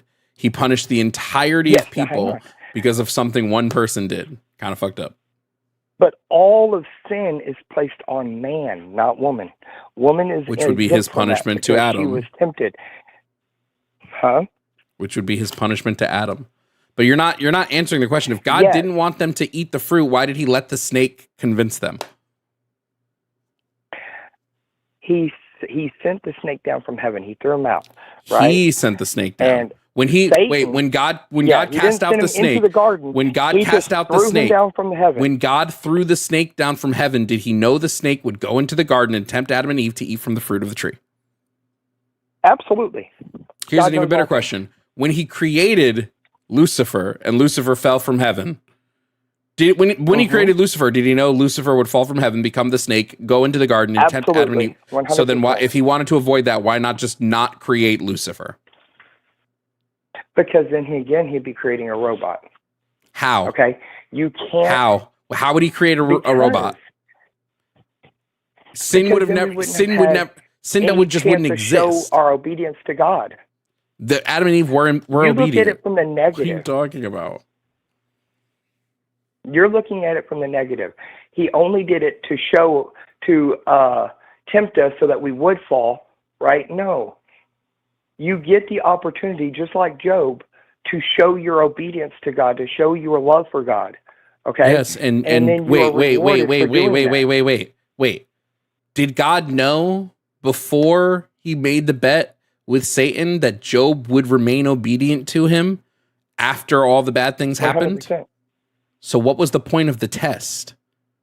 God knows the answer. What does it matter if Job knows or not? What does that matter? Because it strengthens his faith. Sometimes we do go through suffering. Wait. Job's faith wasn't faltering. We don't know that. Does it say that? Yes, we do. Yes. Job's faith was not faltering at the start of the story of Job. His faith didn't start to falter and fluctuate until after God punished him. Hang on. He didn't punish him. He tested him. There's a difference. No, it was a punishment. I also want to say this. You can't say 100% because it's not in the story what Job had been thinking or feeling. If I go up to my kids and I just start beating the shit out of them, and they're like, "What did I do?" and I'm like, "Nothing. It's just a test." Does that make a whole lot of sense? God didn't beat them. Sure. If I have somebody come into my home who then beats the shit out of my kids, if I open the door and sit there and watch as somebody else beats the shit out of my kids, and they go, "What are you doing?" and I go, "It's just a test." Not God. Yeah, so there's what it is. There's what it is. You don't believe anything can be bad as long as God does it. You believe as long as God does it, it's okay. It might be something that you normally would say. I know that God made morality. Okay, hold on. No okay, great. Okay, great. Hold on. Great. Wait. Great. I love that. As long as God, so if God came to you, as he has done in the Bible, and said, "Rick, kill your children," you would do it, no hesitation. I believe that he would hopefully stop me. What if he doesn't? He didn't stop Jephthah. So what if he doesn't? What? He did not stop Jephthah. He didn't stop Jephthah. Jephthah had to kill his kids. So let's go on, because this is going to tie into what you just asked me. No, would you kill your kids, Rick? Yes or no? Would you kill them if God told you to? I'm not a murderer. According to you, it wouldn't be murder because God told you to do it. But I do have to say this. So if God kills somebody, then he's not actually murdering them. He's not killing them. Okay, so you would kill your kids. From one existence to another. So you would kill your kids. I'm not saying if God came down, if God came down, it's not touchy. You have stated here that anything that God does or says or dictates is good. So if God is dictating to you, as he has dictated to multiple people in the Bible, to kill children, you would do it because God has dictated this to you. Can you do me one favor, since we are having, and I do like you, I think you're a very respectful person. Can we try to leave children out of this one, please? What? God doesn't leave kids out of it, so why should I? How many kids did God kill in the Bible? Hundreds of them. Thousands of them. No, he didn't. So what? Okay, so wait, I'm sorry. So when he when he took the life of all the firstborn children of Egypt, those people did not die? Those children didn't die. He gave them a chance to not have that happen. No, he didn't. No, he didn't gave actually. Chance after No, chance he after didn't, chance. because it says in the All Bible. he had to no, do he is let his didn't. people go, dude. Did you not read the Bible? Did you? Because God specifically says to Moses, I want you to go to the Pharaoh, and I want you to tell the Pharaoh to let your people go, but I'm going to harden the Pharaoh's heart so that he won't do it. If all Pharaoh had to do was let him go, why did God harden the Pharaoh's heart? Because he knew he wasn't going to do it anyway. Wait. If he wasn't going to do it, then what would be the point of hardening his heart? Especially because the text doesn't say, I hardened his heart because he wasn't going to do it. It says, God says, I will harden his heart so he will not let your people go. Totally different thing. Yes, and you also have to think, not everything, and this is literature, okay? You're not reading it in correct literature back then. There are different writing styles, and I can prove it. Not all of Job is literal either. Give me a lot of it is which translation of the Bible. Pick which translation of the Bible you would like me to use, because this is literally quoting. This is God's words to Moses. This isn't like what they believe God said. This is what God said to Moses, what he spoke to Moses. So what version of the Bible would you like to use? He spoke to Job and it was metaphorical and figurative? No, this wasn't metaphorical. He showed up as a burning bush and spoke words directly to Moses. That wasn't a metaphor. Yes, but just like he spoke words directly to Job, a lot of it was metaphorical. The writer chose to write it metaphorical. Okay. The writer chooses to write it how they understand it. Dude. That's what you're not understanding about the Bible. Some of it is prophetic. Okay? Some of it is apocalyptic. Hey, Rick, how do we determine which parts of the Bible are true and which parts were written incorrectly by the people interpreting them? Not that they're writing incorrectly. They're all true. But then have to know the context when God says, I will harden the Pharaoh's heart so he will not let your people go.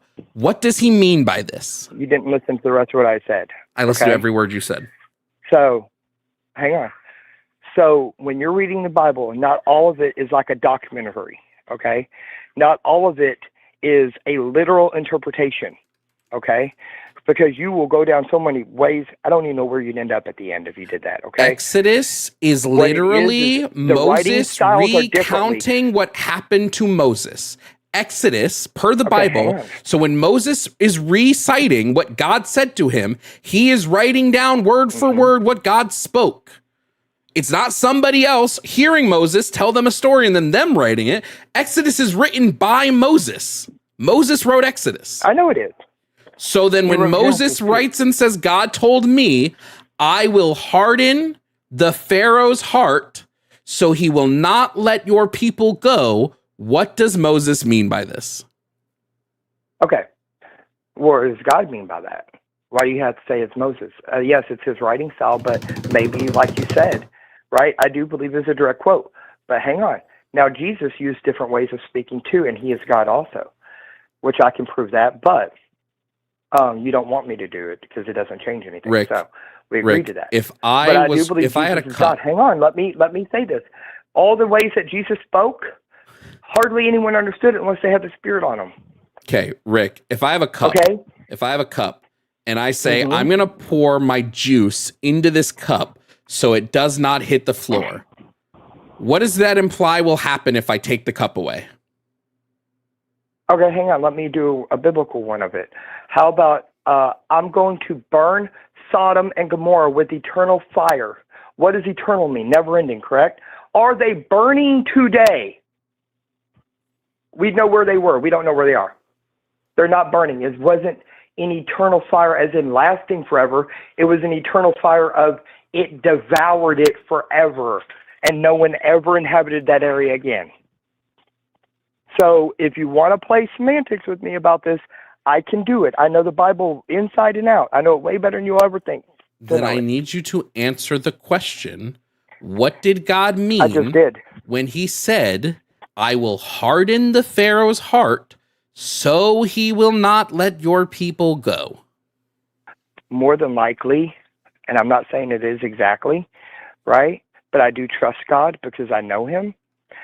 So more than likely what it sounds like to me that he's saying on that is that I know that when you're making this request, it's coming from me, okay, he is going to have his heart hardened, right? He's going to be stubborn, hard-headed, and not want to let them go. He's going to be prideful, and then I'm going to have to do this to him. Why would God need to harden his heart if his heart was already hardened? No, God says he did. I didn't say he did. God says he did. But the request why does that God was making, what does God mean when he says, I hardened the Pharaoh's heart? I hardened the Pharaoh's that heart. He made, I'm answering it again, third time. The request that he made of Pharaoh hardened Pharaoh's heart. That's nonsense. Oh, really? So he is kind of responsible for the hardening of the heart because he told him to let his people go. Nope. And he knew he was going to buck it. Nope. Well, if you don't like the explanation, doesn't mean it's not that I don't like the explanation. That's not what the text says, like at all. What's happening right now is I'm taking the text as literal, like what was written in the text. What about the text I did as literal? You're saying I'm going to reinterpret the text into what I think will work so that it doesn't shatter my worldview. No, I'm going to take the text for what the text says. No, you don't. No, because I know God. So you know God better than Moses. He is my father. You know God better than Moses? Do you know God better than Moses? Because Moses spoke to him. No, Moses okay, so when Moses writes, I'm going to believe the words Moses writes over what you believe God would do. Then believe the book of Job. Why are we're not on the book of Job? Just like I brought up. Believe the book of Job. I used it as an example and you didn't listen to it. I used it as an example of the way God speaks and you did not listen to it. A direct quote from God. Or not Job. I'm so sorry. It wasn't Job. In Genesis. Oh, yeah. Moses wrote that one too. Back when he destroyed Sodom and Gomorrah with eternal fire. I'm going to destroy them with eternal fire. Are they burning today? Probably. Well, I guess it wasn't eternal fire. But why? What I said did they're probably happen? Burning today. They were eternally destroyed. I said the cities were eternally destroyed. Yeah. I said they are if I mean God doesn't lie, right? God doesn't speak in metaphors because metaphors are a type of untruth. God speaks very plainly. So if God says they are burning in forever, then they're probably burning forever. No, because he does use metaphors like that. What about Jesus Christ? What about him? The prodigal son, the vine. I am the vine, true vine. He's not a vine. I don't care what Jesus says. Jesus is man. Jesus can speak in metaphor. Jesus never claims to be God. Not one time. Yes, he does. No, he doesn't. And my Father are one. Jesus also says that and my Father are one. Jesus also says that we are all one with the Lord. Jesus also says that him and his apostles are all one. This doesn't mean that everybody is the same. Jesus is human, so Jesus can speak in metaphor. That we are one with them. So wait, if we believe in them, we are one with them because they live inside us. Wait, so just confirming, Jesus says the same sentence the exact same way 2 times, and you say one time he says that he means this, but another time he says that he means this. So you are interpreting what he's saying. Does Jesus ever accept worship as God? Does Jesus ever forgive sins as God? Yeah, but that's because wait. Who he that's was. Because Jesus is the Messiah, and the Messiah is granted the power to do these things. He doesn't mean Jesus God never makes an assertion. I'm sorry. The only people that make an assertion that Jesus is God are certain apostles. Jesus himself never makes a declaration that he is God. He makes a declaration that God is his Father all the time. He never makes a declaration of him himself being God. Doesn't happen. What about him saying, if you have seen me, you have seen the Father? Yes, because he's a Messiah. He clarified what he meant by that. Because he's a Messiah. No. Because he's a prophet. No. Yes. Okay. The Jews even knew. Now, this is where you have to go into hermeneutics. I'm not talking about what people you need knew. To go into hermeneutics. I'm saying he never made an assertion. No. Back in the Jewish culture, because he was a first century Jew. So you have to go back to first century Jewish culture. Okay? How would they have taken his statements? Okay? Now, the way they took his statements were heretical. He was a heretic for claiming to forgive sins. He was a heretic for claiming to be as one with God.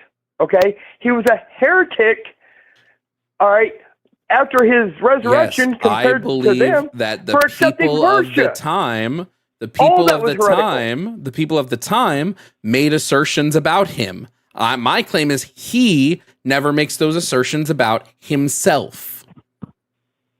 He does. I disagree. Well, you can. Even said, before Abraham was, I am, which is a statement of deity. Why did the Jews pick up stones to stone him when he said the words, I am, in the book of John? Because back in Exodus, when Moses asked the burning bush, God, who do I say sent me? Tell him I am that I am has sent you. I am is a statement of deity. The first century Jews knew that, and so they picked up stones to stone him. He had to hide himself, which I believe means divinely hid. It doesn't say that in there. But if he's standing right before him, how did he hide himself? He divinely hid himself and snuck out through the crowd because it wasn't his time to die yet. So there's two. But he kept making statements of deity. Wait. Let's correct a few things here.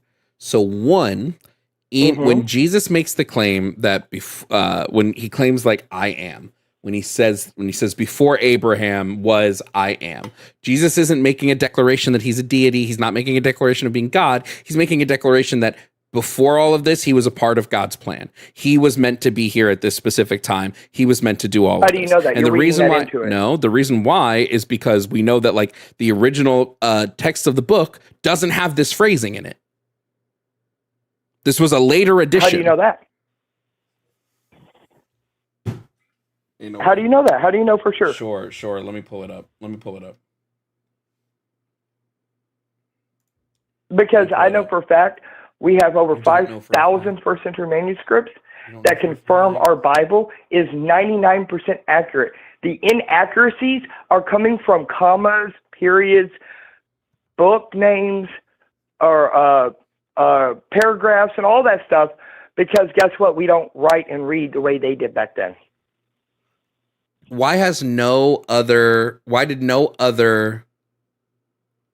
gospel have Jesus making these assertions? Why is it just this one time? John is actually different. It's not one of the actually called canonical gospels. So there's 3 gospels that are strictly Matthew, Mark, and Luke are strictly for the life and death of Jesus Christ, his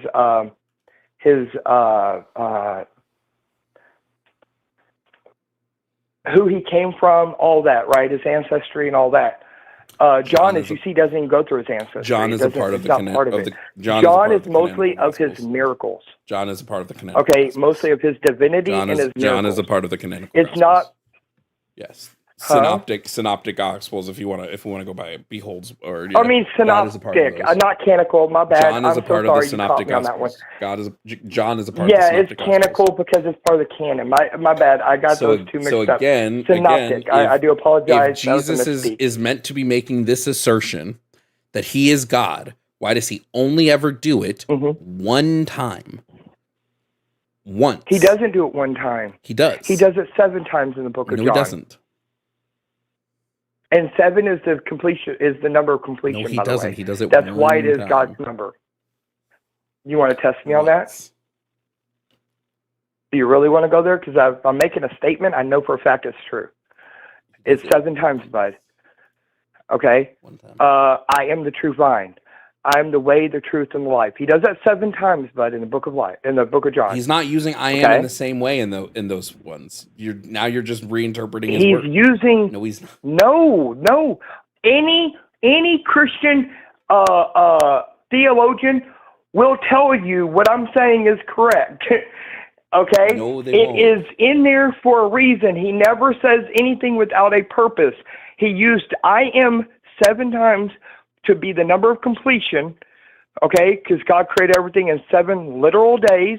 We know it's literal because he said the sun rose, sun set. Even without sun, he was going by the sunset, okay? The sun rising and setting, okay? So that is why majority of Christian theologians, not all, agree on that.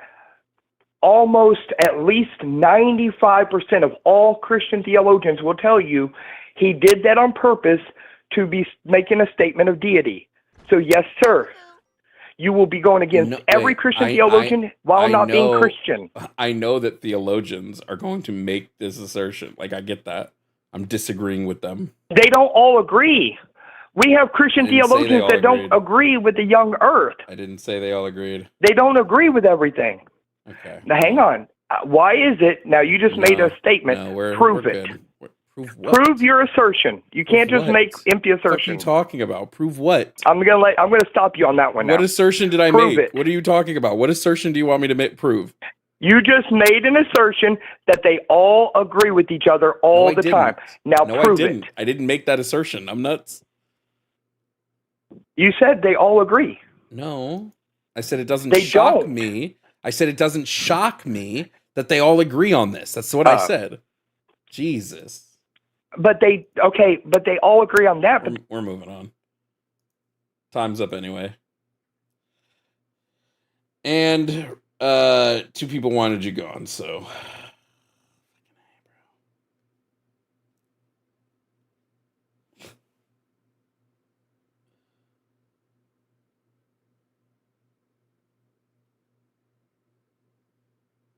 bro, can businesses stop hitting up my business account to ask me to fucking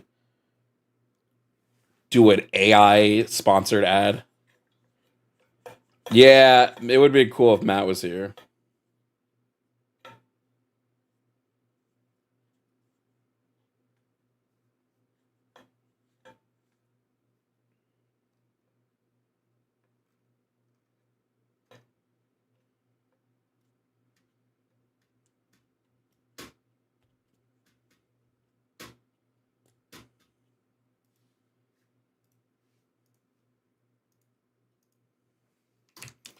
Bro, chat, you are $38 away, Twitch, from bingo today.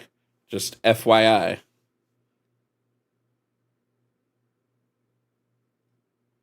When you wear your feelings on your sleeve? Okay.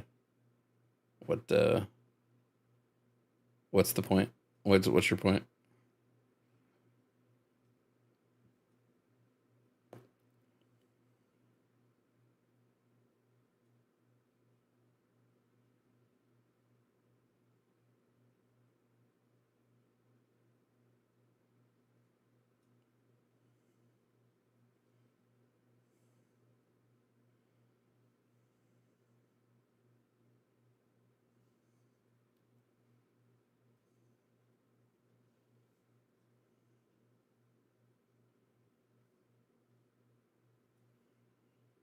Praise be unto the Lord.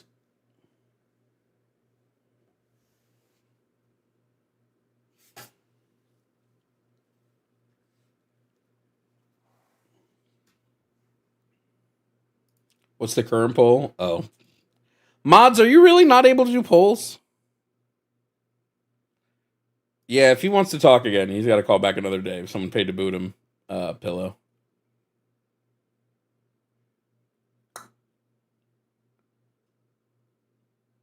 Oh my God, why does everybody want to talk about God?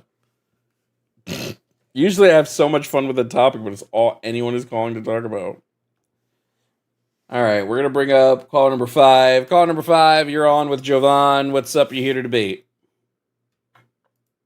Hello, hi. Hi, what's up? You here to debate? Yeah, I am. Okay, what's your name, age, and pronouns, please? Dreams, I'm 25, and I'm a male.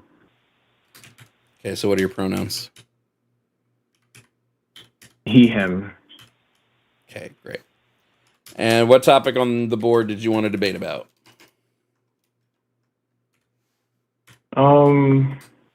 let's get the quick one out of the way. The Christian God is evil and not real. I'd rather get this one over with fast. What about it? I just think that when you're preaching, when you're saying like things that are like God is evil or the Christian God is evil, I think that's very inflammatory. And you're saying it to just bait people into being angry because you're eliciting a response. You're eliciting a response out of them. I'm saying it to get people who disagree with it to call in to talk. So, like, yeah, if I want someone to call into debate, maybe part of that is posting a statement that's a little inflammatory. But I think there's a better way of how you can go about debating it, especially when like obviously religion means a lot to them. I don't care if it does. Such a like well, then why should they care about your gender affirming care for minors? Then why should they care about trans men? I didn't ask them to care. I didn't ask them to. Yeah, but what's the point of debating then? Jesus like, Christ. Why is what's your end goal? Panties in a twist, bro? I'm just curious. Who cares? I'm just curious. What? What's your end goal? Who cares? Debating. Here's my angle. Debating. It's a fun way to get across information. I believe Christians have a misinterpretation of their own book, and so this is a fun way to get across the information that Christians have a misinterpretation of their own book. If your feelings are hurt by that, I don't know what to tell you. Scroll on. There's a million other channels. No, it's not. My feelings aren't hurt. I'm just saying, like, what you're doing is like, for example, that 45-year-old dude that you're just debating with just before, like, you saw how he was getting more and more heated each time you, like, kept poking holes in his theology. Yeah, he was getting upset because I was poking holes in his worldview. But like, you should want your worldview to have holes poked in it because it will tell you whether or not this worldview holds firm. Wait, say it again? You should want your worldview to have holes poked in it because that way you know if your worldview is logically consistent or not. But consistent for who, exactly? They should be consistent for you. Yeah, but if it is consistent to them and then you're just deliberately poking holes in it, then why would you do that? Because you're just If I can poke holes in your worldview, then it is not logically consistent. Okay.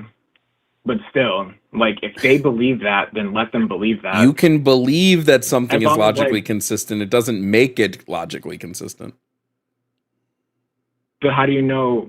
But how is what you're saying logically consistent? Nate, tell me one thing I've said that is not.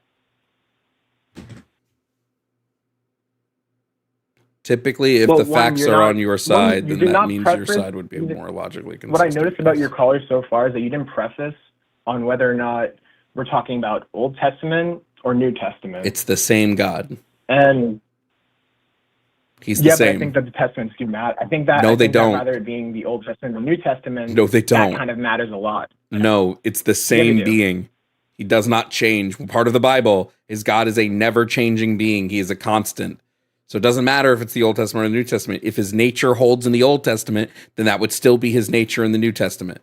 He didn't all of a sudden become a new, different God.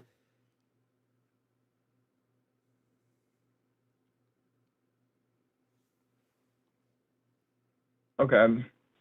But without a doubt, I can agree with you in there, saying that, like, in terms of Christianity and its religion, it is extremely violent. As so for all religions, they're extremely violent. I'm not talking about whether the religion itself is Judaism. Violent. I'm not making that. I'm not making any assertion about whether the religion itself is violent.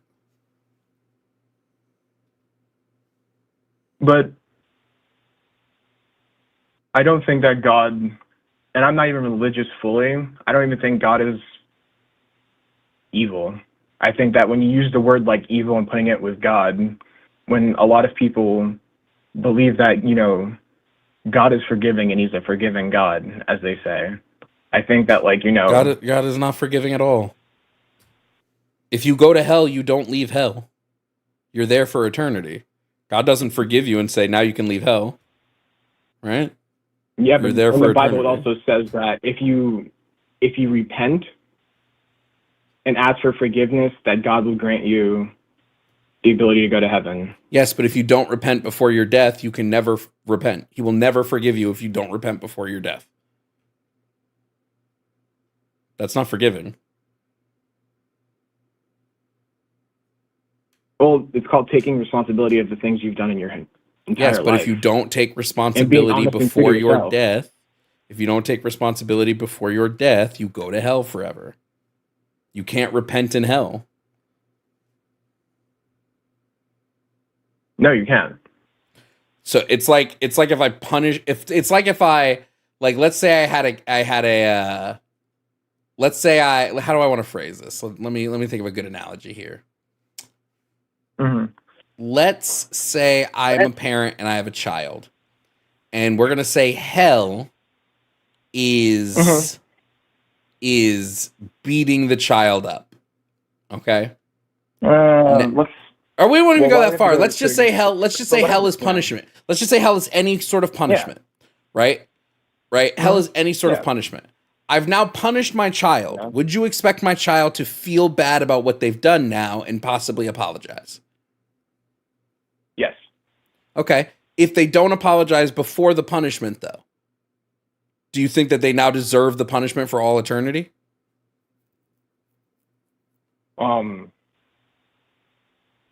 Why not let them apologize after the punishment? Well, okay. If you committed a punishment and it's in right there and then, it's not you're going to be smited to death, and then you'll never be able to say sorry for that.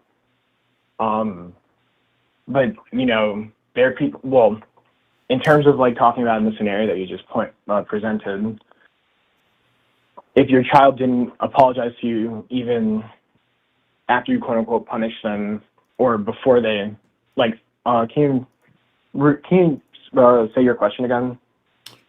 Why can God not allow repentance after the punishment?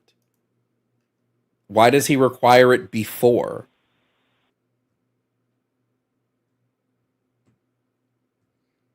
Why not allow people to be forgiven after they've gone to hell? It's not like hell, you're devoid of being able to speak to God. Satan speaks to him all the time. Why not allow, if God is a good being who's about love and forgiveness, but billions of people are burning for all of eternity, doesn't seem like a God of forgiveness.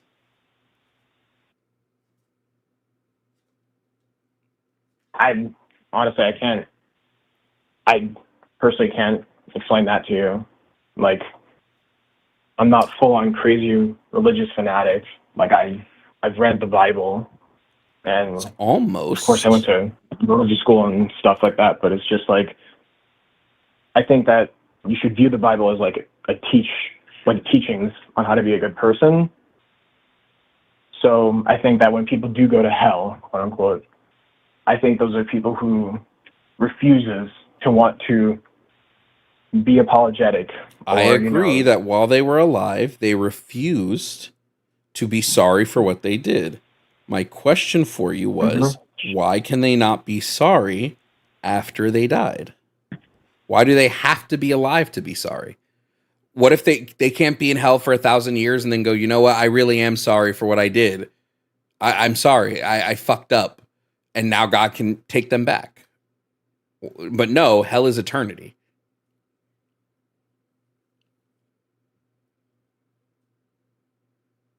Well, yeah, hell is eternity, but we don't know what goes on in hell. But also, why do you go to hell? Why do you go to hell for committing an action against a creature that God believes is like fundamentally broken? Why do you go to hell for killing one of God's creatures? Like, how does that even make sense? God can't stand humans. He does a litany of things to make sure that we do not prosper. It's actually a miracle we're all still alive today.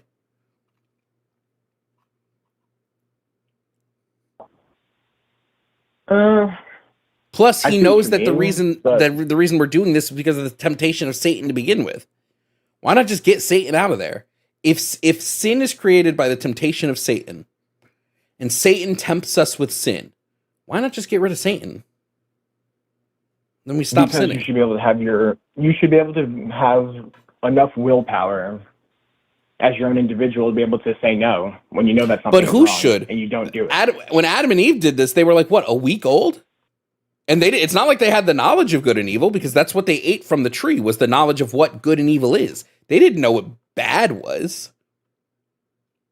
Right? Like if I have a 2-year-old and my 2-year-old does something, I don't say my 2-year-old's evil, or I say that my 2-year-old is sinning, right? They're just operating off of base level instinct.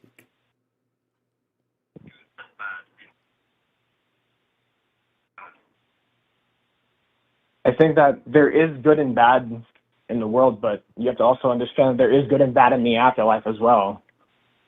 There's good and bad in the afterlife? Like in heaven? I think so, yeah. Obviously, heaven and hell. Isn't that the afterlife? There's no free will in heaven. We lose all of our free will when we go to heaven. How do you know? Well, hold on. Hold on. How do you know that? Because there's no sin in heaven. Which means we don't have the option. Think you know that. What? You think we can? You think people can commit? That. Wait, you think people can commit sin in heaven? Like I said, I don't know what goes on in heaven, nor do I don't know what goes on in hell. So it's like,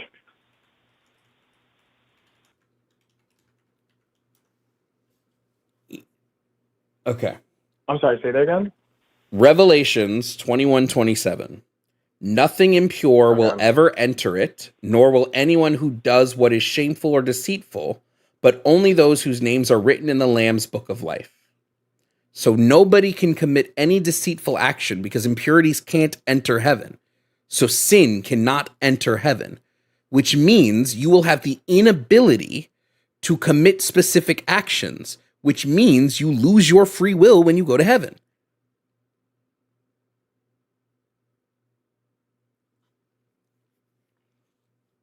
Deceitful actions. So isn't being deceitful a sin? Yes. And that, okay, so then what's wrong with, is that really taking away free will if you're getting rid of like every negative thing that is about humans? Okay. And Okay. Brilliant. I agree. Is getting rid of negative things really removing free will? Let's say it's not. Why couldn't he do that while we're on Earth? Why not do that for us now so we don't suffer from the fault of sin? If it's not removing your free will to get rid of all of those things, why not just do it now? How I view it is that on Earth, this is the test.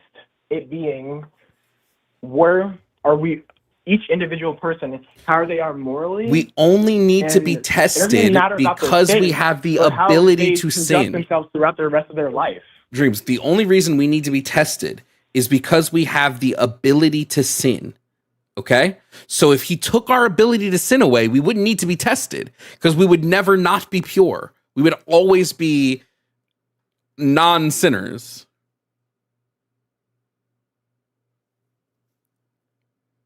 So why not just why does he wait until we go to heaven to remove the thing that causes us to go to hell?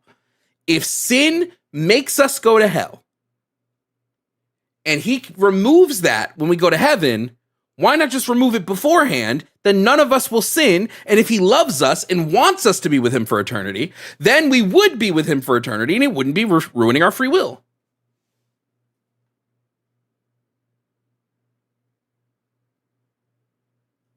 Then where's the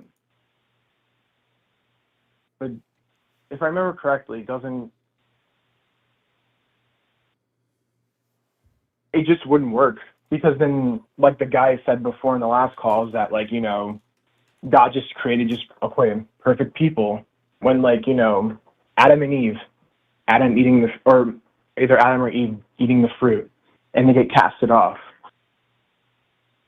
That is the first sin, which means it's going to affect all of us as humans or children Which of God. means that even when we were perfectly close to God, because the Garden of Eden was basically heaven, we had the ability to sin.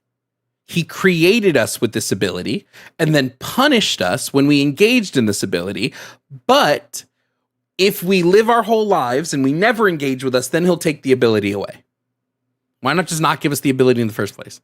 If he wants us to be with him forever, if he wanted Adam and Eve to stay with him, why not just never give them the ability to sin?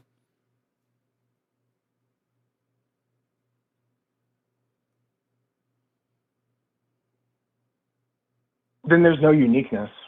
That means everyone would be the same. Why would we? No, we just because we can't sin doesn't mean we're all the same. You might like grape juice and I might like orange juice. There is still uniqueness. We just can't sin. Yeah, but then we'll never learn lessons like redemption or why do we need to learn redemption? Why is that something we need to learn if we're not sinning? There's nothing to be redeemed. Then how do we evolve as humans, all right, and understand mistakes and errors that we make? What mistakes? If we can't sin, what mistakes are we making? We can't lie to each other. We don't kill each other. We don't steal from each other. We don't commit adultery. We don't worship false idols. We always respect our parents. What mistakes are we making? We're not hurting each other in any way because there's no sin. All suffering is derived from sin. So we would experience no suffering and cause no one to suffer. So what would be the reason for us to, forgiveness wouldn't even be a concept we would understand. I mean, maybe in the sense of like, you can hurt somebody unintentionally or something, but like, there would never be any like intentional harm done to anybody.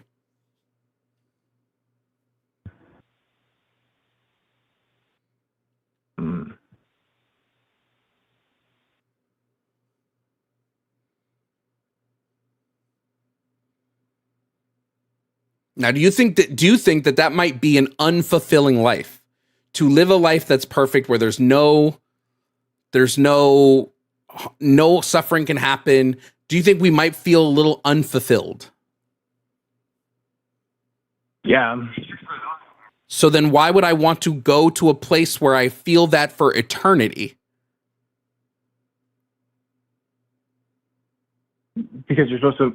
we currently live in a world of hardship. Yes, and beating that hardship makes people feel good sometimes, right? I know that I feel best at Elden Ring when I beat a boss that took me 3 hours to beat. That hardship made me feel a bit more like, hell yeah, in my victory. But now you're saying, if I do good in my life, I'll go to a place where none of that will ever happen ever. Where I will just float that sounds like the real hell. I lose my free will. I'm not able to make decisions. What decisions I do make have to all fall in accordance with what God tells me he wants me to do. Like, this just feels like, like a terrible way to live.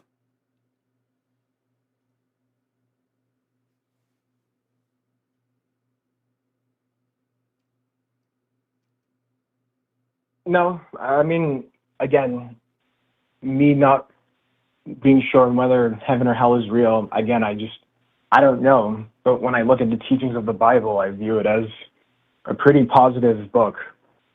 And when I'm talking about the Bible, I'm talking about the New Testament, not the Old Testament. It's the same God. And heaven hasn't changed. Heaven and hell hasn't changed. The Old Testament was as harsh and violent as it was because man was evil. We're still evil. Sin. We still are doing sin. Yeah, of course. But it's the whole point of having faith and doing the things that you don't want to do. You don't want to go out and say hi to your neighbor. I don't want to do that, or I don't want to do this. But it's a good action. All right, it betters you as a person at the end. And it's like the whole point of the Bible is to just help you be a better person and navigate through life. And I think that's what most Christians read when it comes to the Bible and when they have their faith. All right? Everyone knows that evil is everywhere. Evil's everywhere we go. For all you know, then your neighbor could be evil. We don't know. But like, it's up to you for yourself and your willpower and in your soul to want to be good and do better, because we're always going to fall. We're always going to fail. We're always going to have a shortcoming that'll make us either bitter, evil, angry, whatever it may be. But it's up to us on how we talking about, bro? can turn positive. What? Homie. If you agree with me, okay, that living a life devoid of free will and choice would be a bad life to live, why would I want to spend eternity living like that?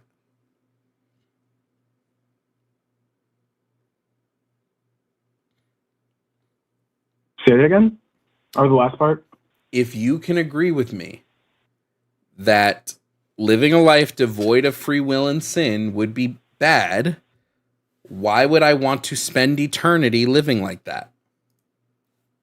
But why would you want to commit sin? Sin is not just like something we do. Sin also leads us to suffering, right? And we've been through this. Sometimes we suffer for the thing and it helps us feel fulfilled, right? Yeah. Okay. There's also, and because there's no suffering in heaven, think about it this way.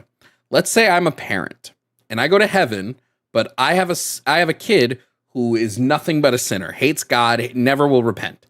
My kid's going to hell, right? My kid is going to be punished for all eternity in hell with the fires, with Satan and his devil and his whatever. I'm going to suffer in heaven knowing that my kid is in hell, right? Like, that would be torture for me as a parent, to know my kid is going to face eternal suffering.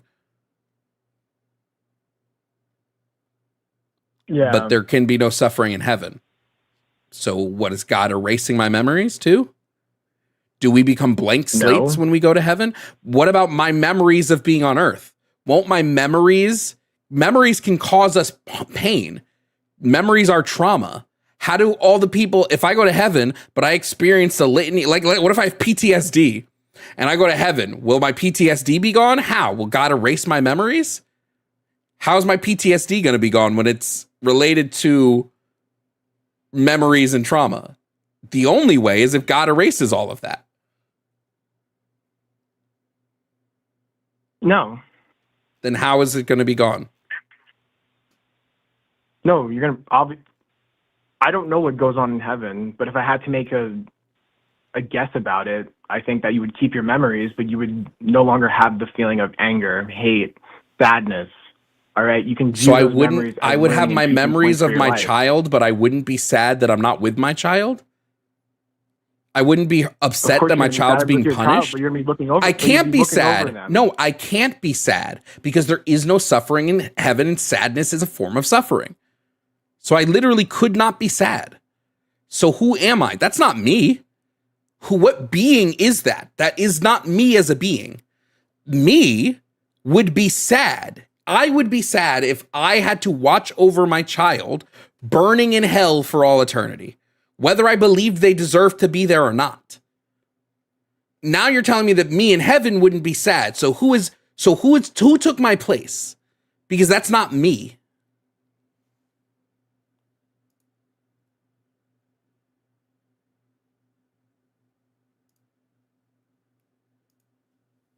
I don't know. So it sounds like heaven is truly the punishment. I don't believe that.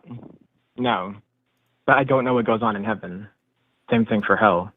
Well, in order for heaven to exist in the way the Bible says, we have to have our memories wiped. And we have to become completely new people. That's the only way to... Where does it say that in the Bible? That our memories get wiped? No, it says that there's no suffering in hell. If we have memory of our time on earth, and we have memory of things that hurt us, that's a form of suffering.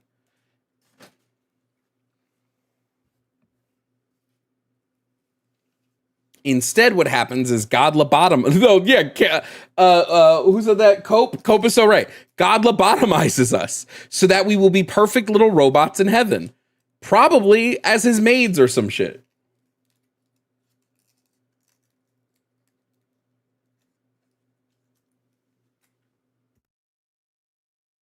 Well, I think you're just looking at an evil version of what heaven is and a negative version of it. I mean, like, again, I don't know what goes on in heaven. So I don't know why you're trying to, like, you rattle know me into that there thinking is like, no suffering. You know that there is no suffering in heaven. Do you ever look back on a memory of yours as a 25-year-old man and you get sad? I do. I have memories that I look up. I have friends that are gone. And I look back at my memories with those friends and I feel sadness because they're not here anymore. And I will never see them again. And it hurts. Am I going to have memories in heaven that hurt? If the answer is no, but I know I have these memories, then God has to erase them.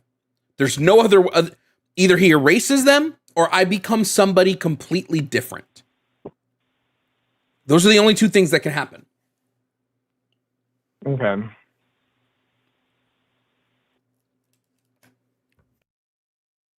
Or you could be at peace knowing that everything's going to be okay. Be okay for what? Not for the people that are in hell. I would know, like, if I had a kid that went to hell because he was like a drug addict who like robbed people for drug money and he never repented, so now he's going to spend an eternity in hell, I would, not everything is going to be okay. So my kid will never escape that. Right? So then what would you say for, if we took it to an extreme, then what would you say for people who are like rapists, child rapists, those type of people? Like, where do they... What about them? Like, you're saying that, like, you know, they should have a chance to repent? Because I think that, like, when you do evil... They already have a chance to repent right now. If someone's a child rapist and before they die, they fully accept Christ and repent for what they did, God is putting them in heaven. God already made the system. We're just talking about if you die before you get the chance.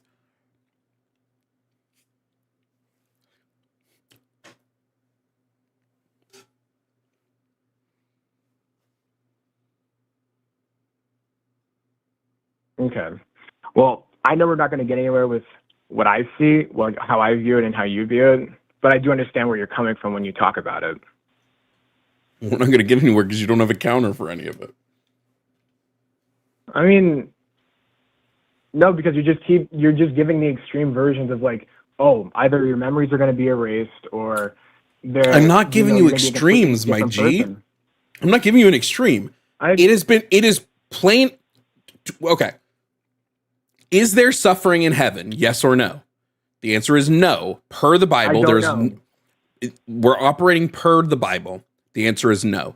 Can memories lead to us suffering? The answer is yes. So, ergo, there would be no memories in heaven that can make you suffer. So either your memories get wiped or he makes it so that you no longer care about the people or things you used to care about. Both of those things are utterly terrifying.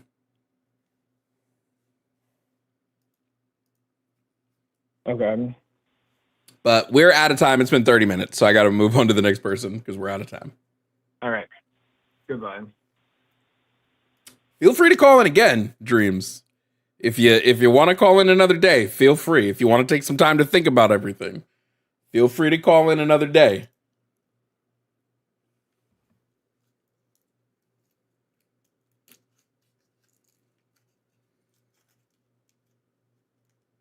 I think that's going to be the way I take these debates going forward. Maybe I need to stop taking them about what God has done, but just about like how fucking fucked up heaven would be.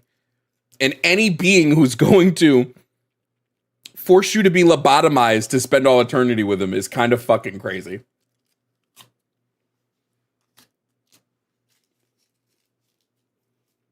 He did say it was going to be quick, right? He was like, this will be quick because I'll nail you on the religion stuff.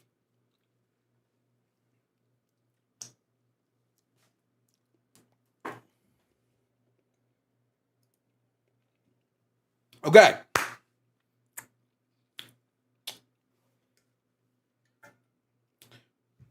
Yo, Twitch. Are y'all don't want bingo today? I feel like Kai Sinet over here. We need bingo, Twitch.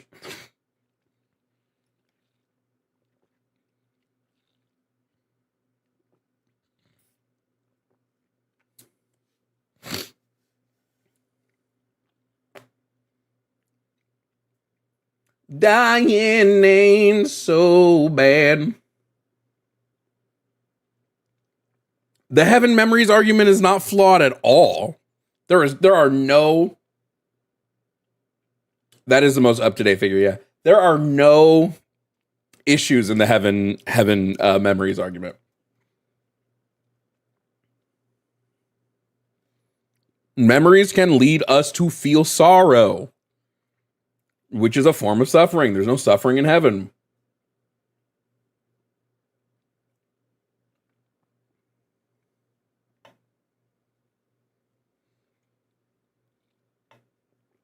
Do you have a reading list? I'm making one. Just every time I read a book. I just finished The Pink Triangle, so I'll say that's my reading list for today.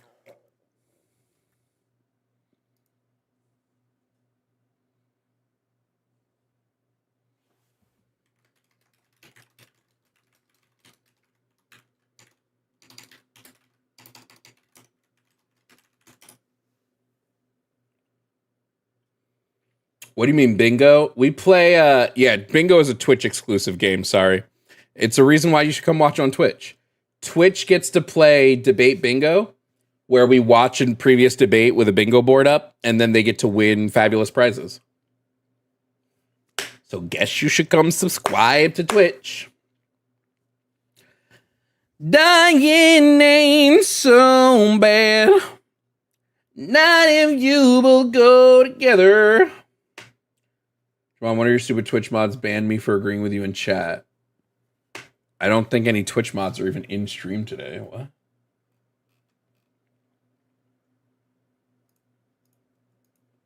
Did you put in an unban request? I don't have any unban requests.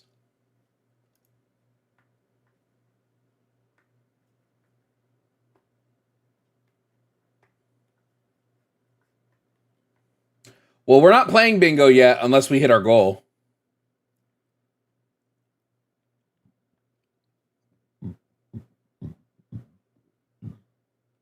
Ooh. But I'd rather breathe in life than dusty air. Yeah, it was denied. Well, now I know you're lying because I have 0 unban requests. And I'm the only one who can look at the unbanned requests. So now I know you're lying.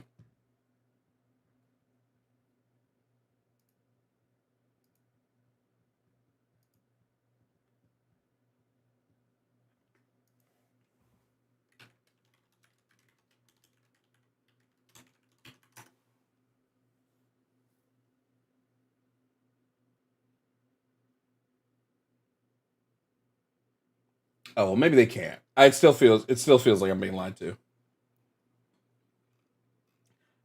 Wait, I can double check. I can easily look this up. I can look at my most recent unbanned request and see what it was and who was it.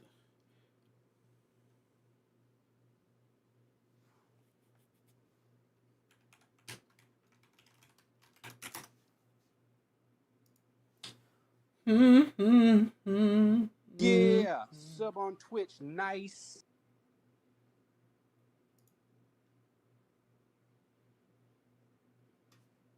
Why am I moderating some random person's channel on Twitch?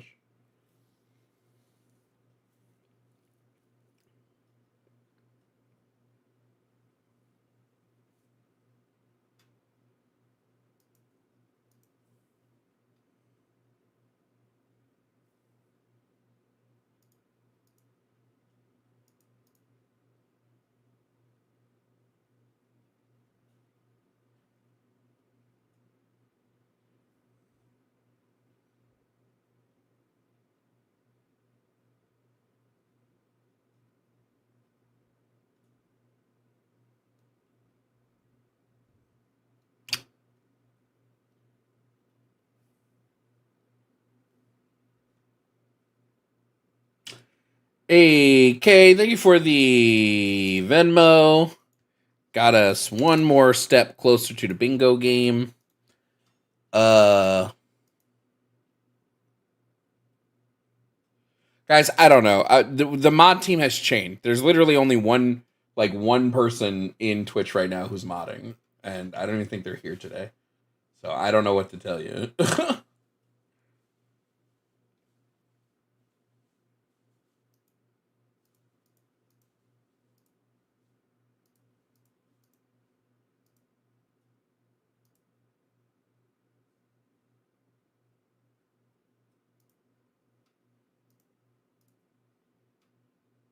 Yeah, there's literally one person here.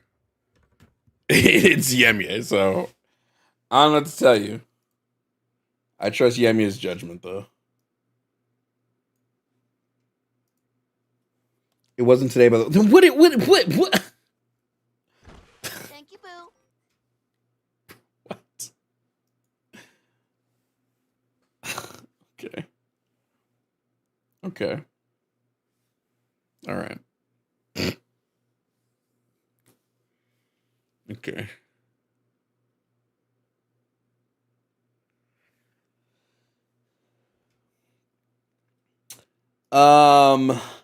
God.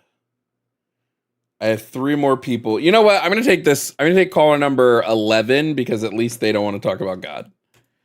Caller number 11, hello, you're on with Jovan. Are you here to debate? No, just asking questions and trying to pick your brain about something. Am I on? Yep. Can I just get your name, age, and pronouns, please? My name is Phoebe, age 33, pronouns she, her. Okay, Phoebe, what are your questions?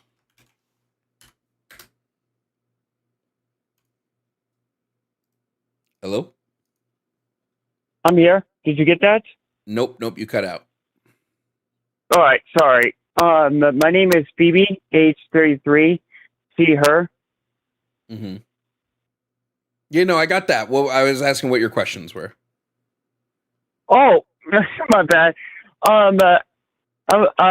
I've been listening to you for a long time, and you talk a lot about communism. And the one thing I've always wondered in the back of my mind is how sex work would operate within a communism regime, but going solely based on Marxist form of communism.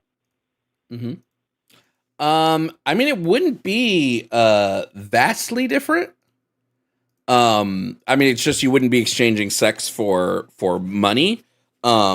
But like sex as labor would still exist, and we would still probably use sex as a service because I don't see that going away anytime soon. There's just people who like doing it, and there's people who like getting it as a service. So I don't see it going away in anytime soon. I used to have this belief that outside of communism or outside of capitalism, nobody would ever do sex work. But then I became friends with people who are literal hookers, and they are like, no, I love this. Is like, it's not even like they can't get another job. This is just what they like to do. And there are people who use sex work. They actually have a lot of disabled clients who are the ones that like seek them out. And so I think that there will always be like a need for sex as labor, and there will be a need for sex as a service. It's just about removing as much of the unethicalness that exists in that industry, which to me primarily stems from sex workers not owning their own labor and being like contracted and things like that. Everybody in the comments and my name, y'all spelled it wrong. It starts with a P, like the Titaness. So sorry. You're fine. Right, everybody messes up my name. Okay, but yeah, that's how I think it would. That's like how I think it would work, essentially. Yeah. So, if I understand what you're saying, they provide that service, and then after they provide that service, they get the goods they need in order to live in that society. Correct? Yeah, essentially, yeah. All right. Well, would it be any more in depth than that, or it's just that simple? I mean, it definitely would be in depth. more in depth than that. But like for the most part, it's to each according to their ability to each according to their need from each according to their ability. You do what you can do for the community, and you'll be given what you need to survive because of that.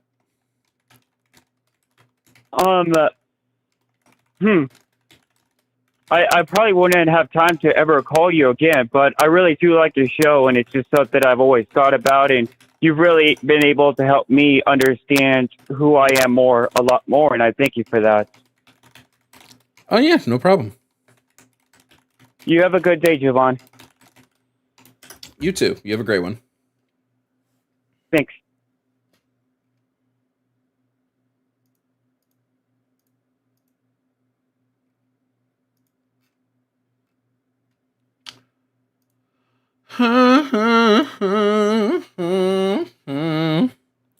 Not if you both go together.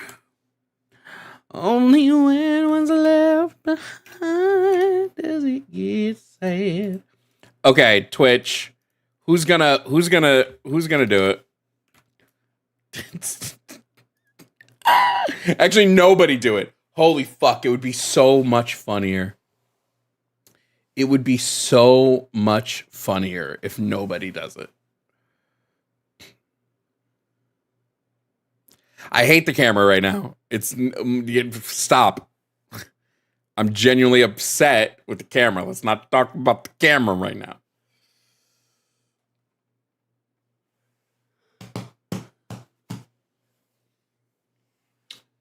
Damn.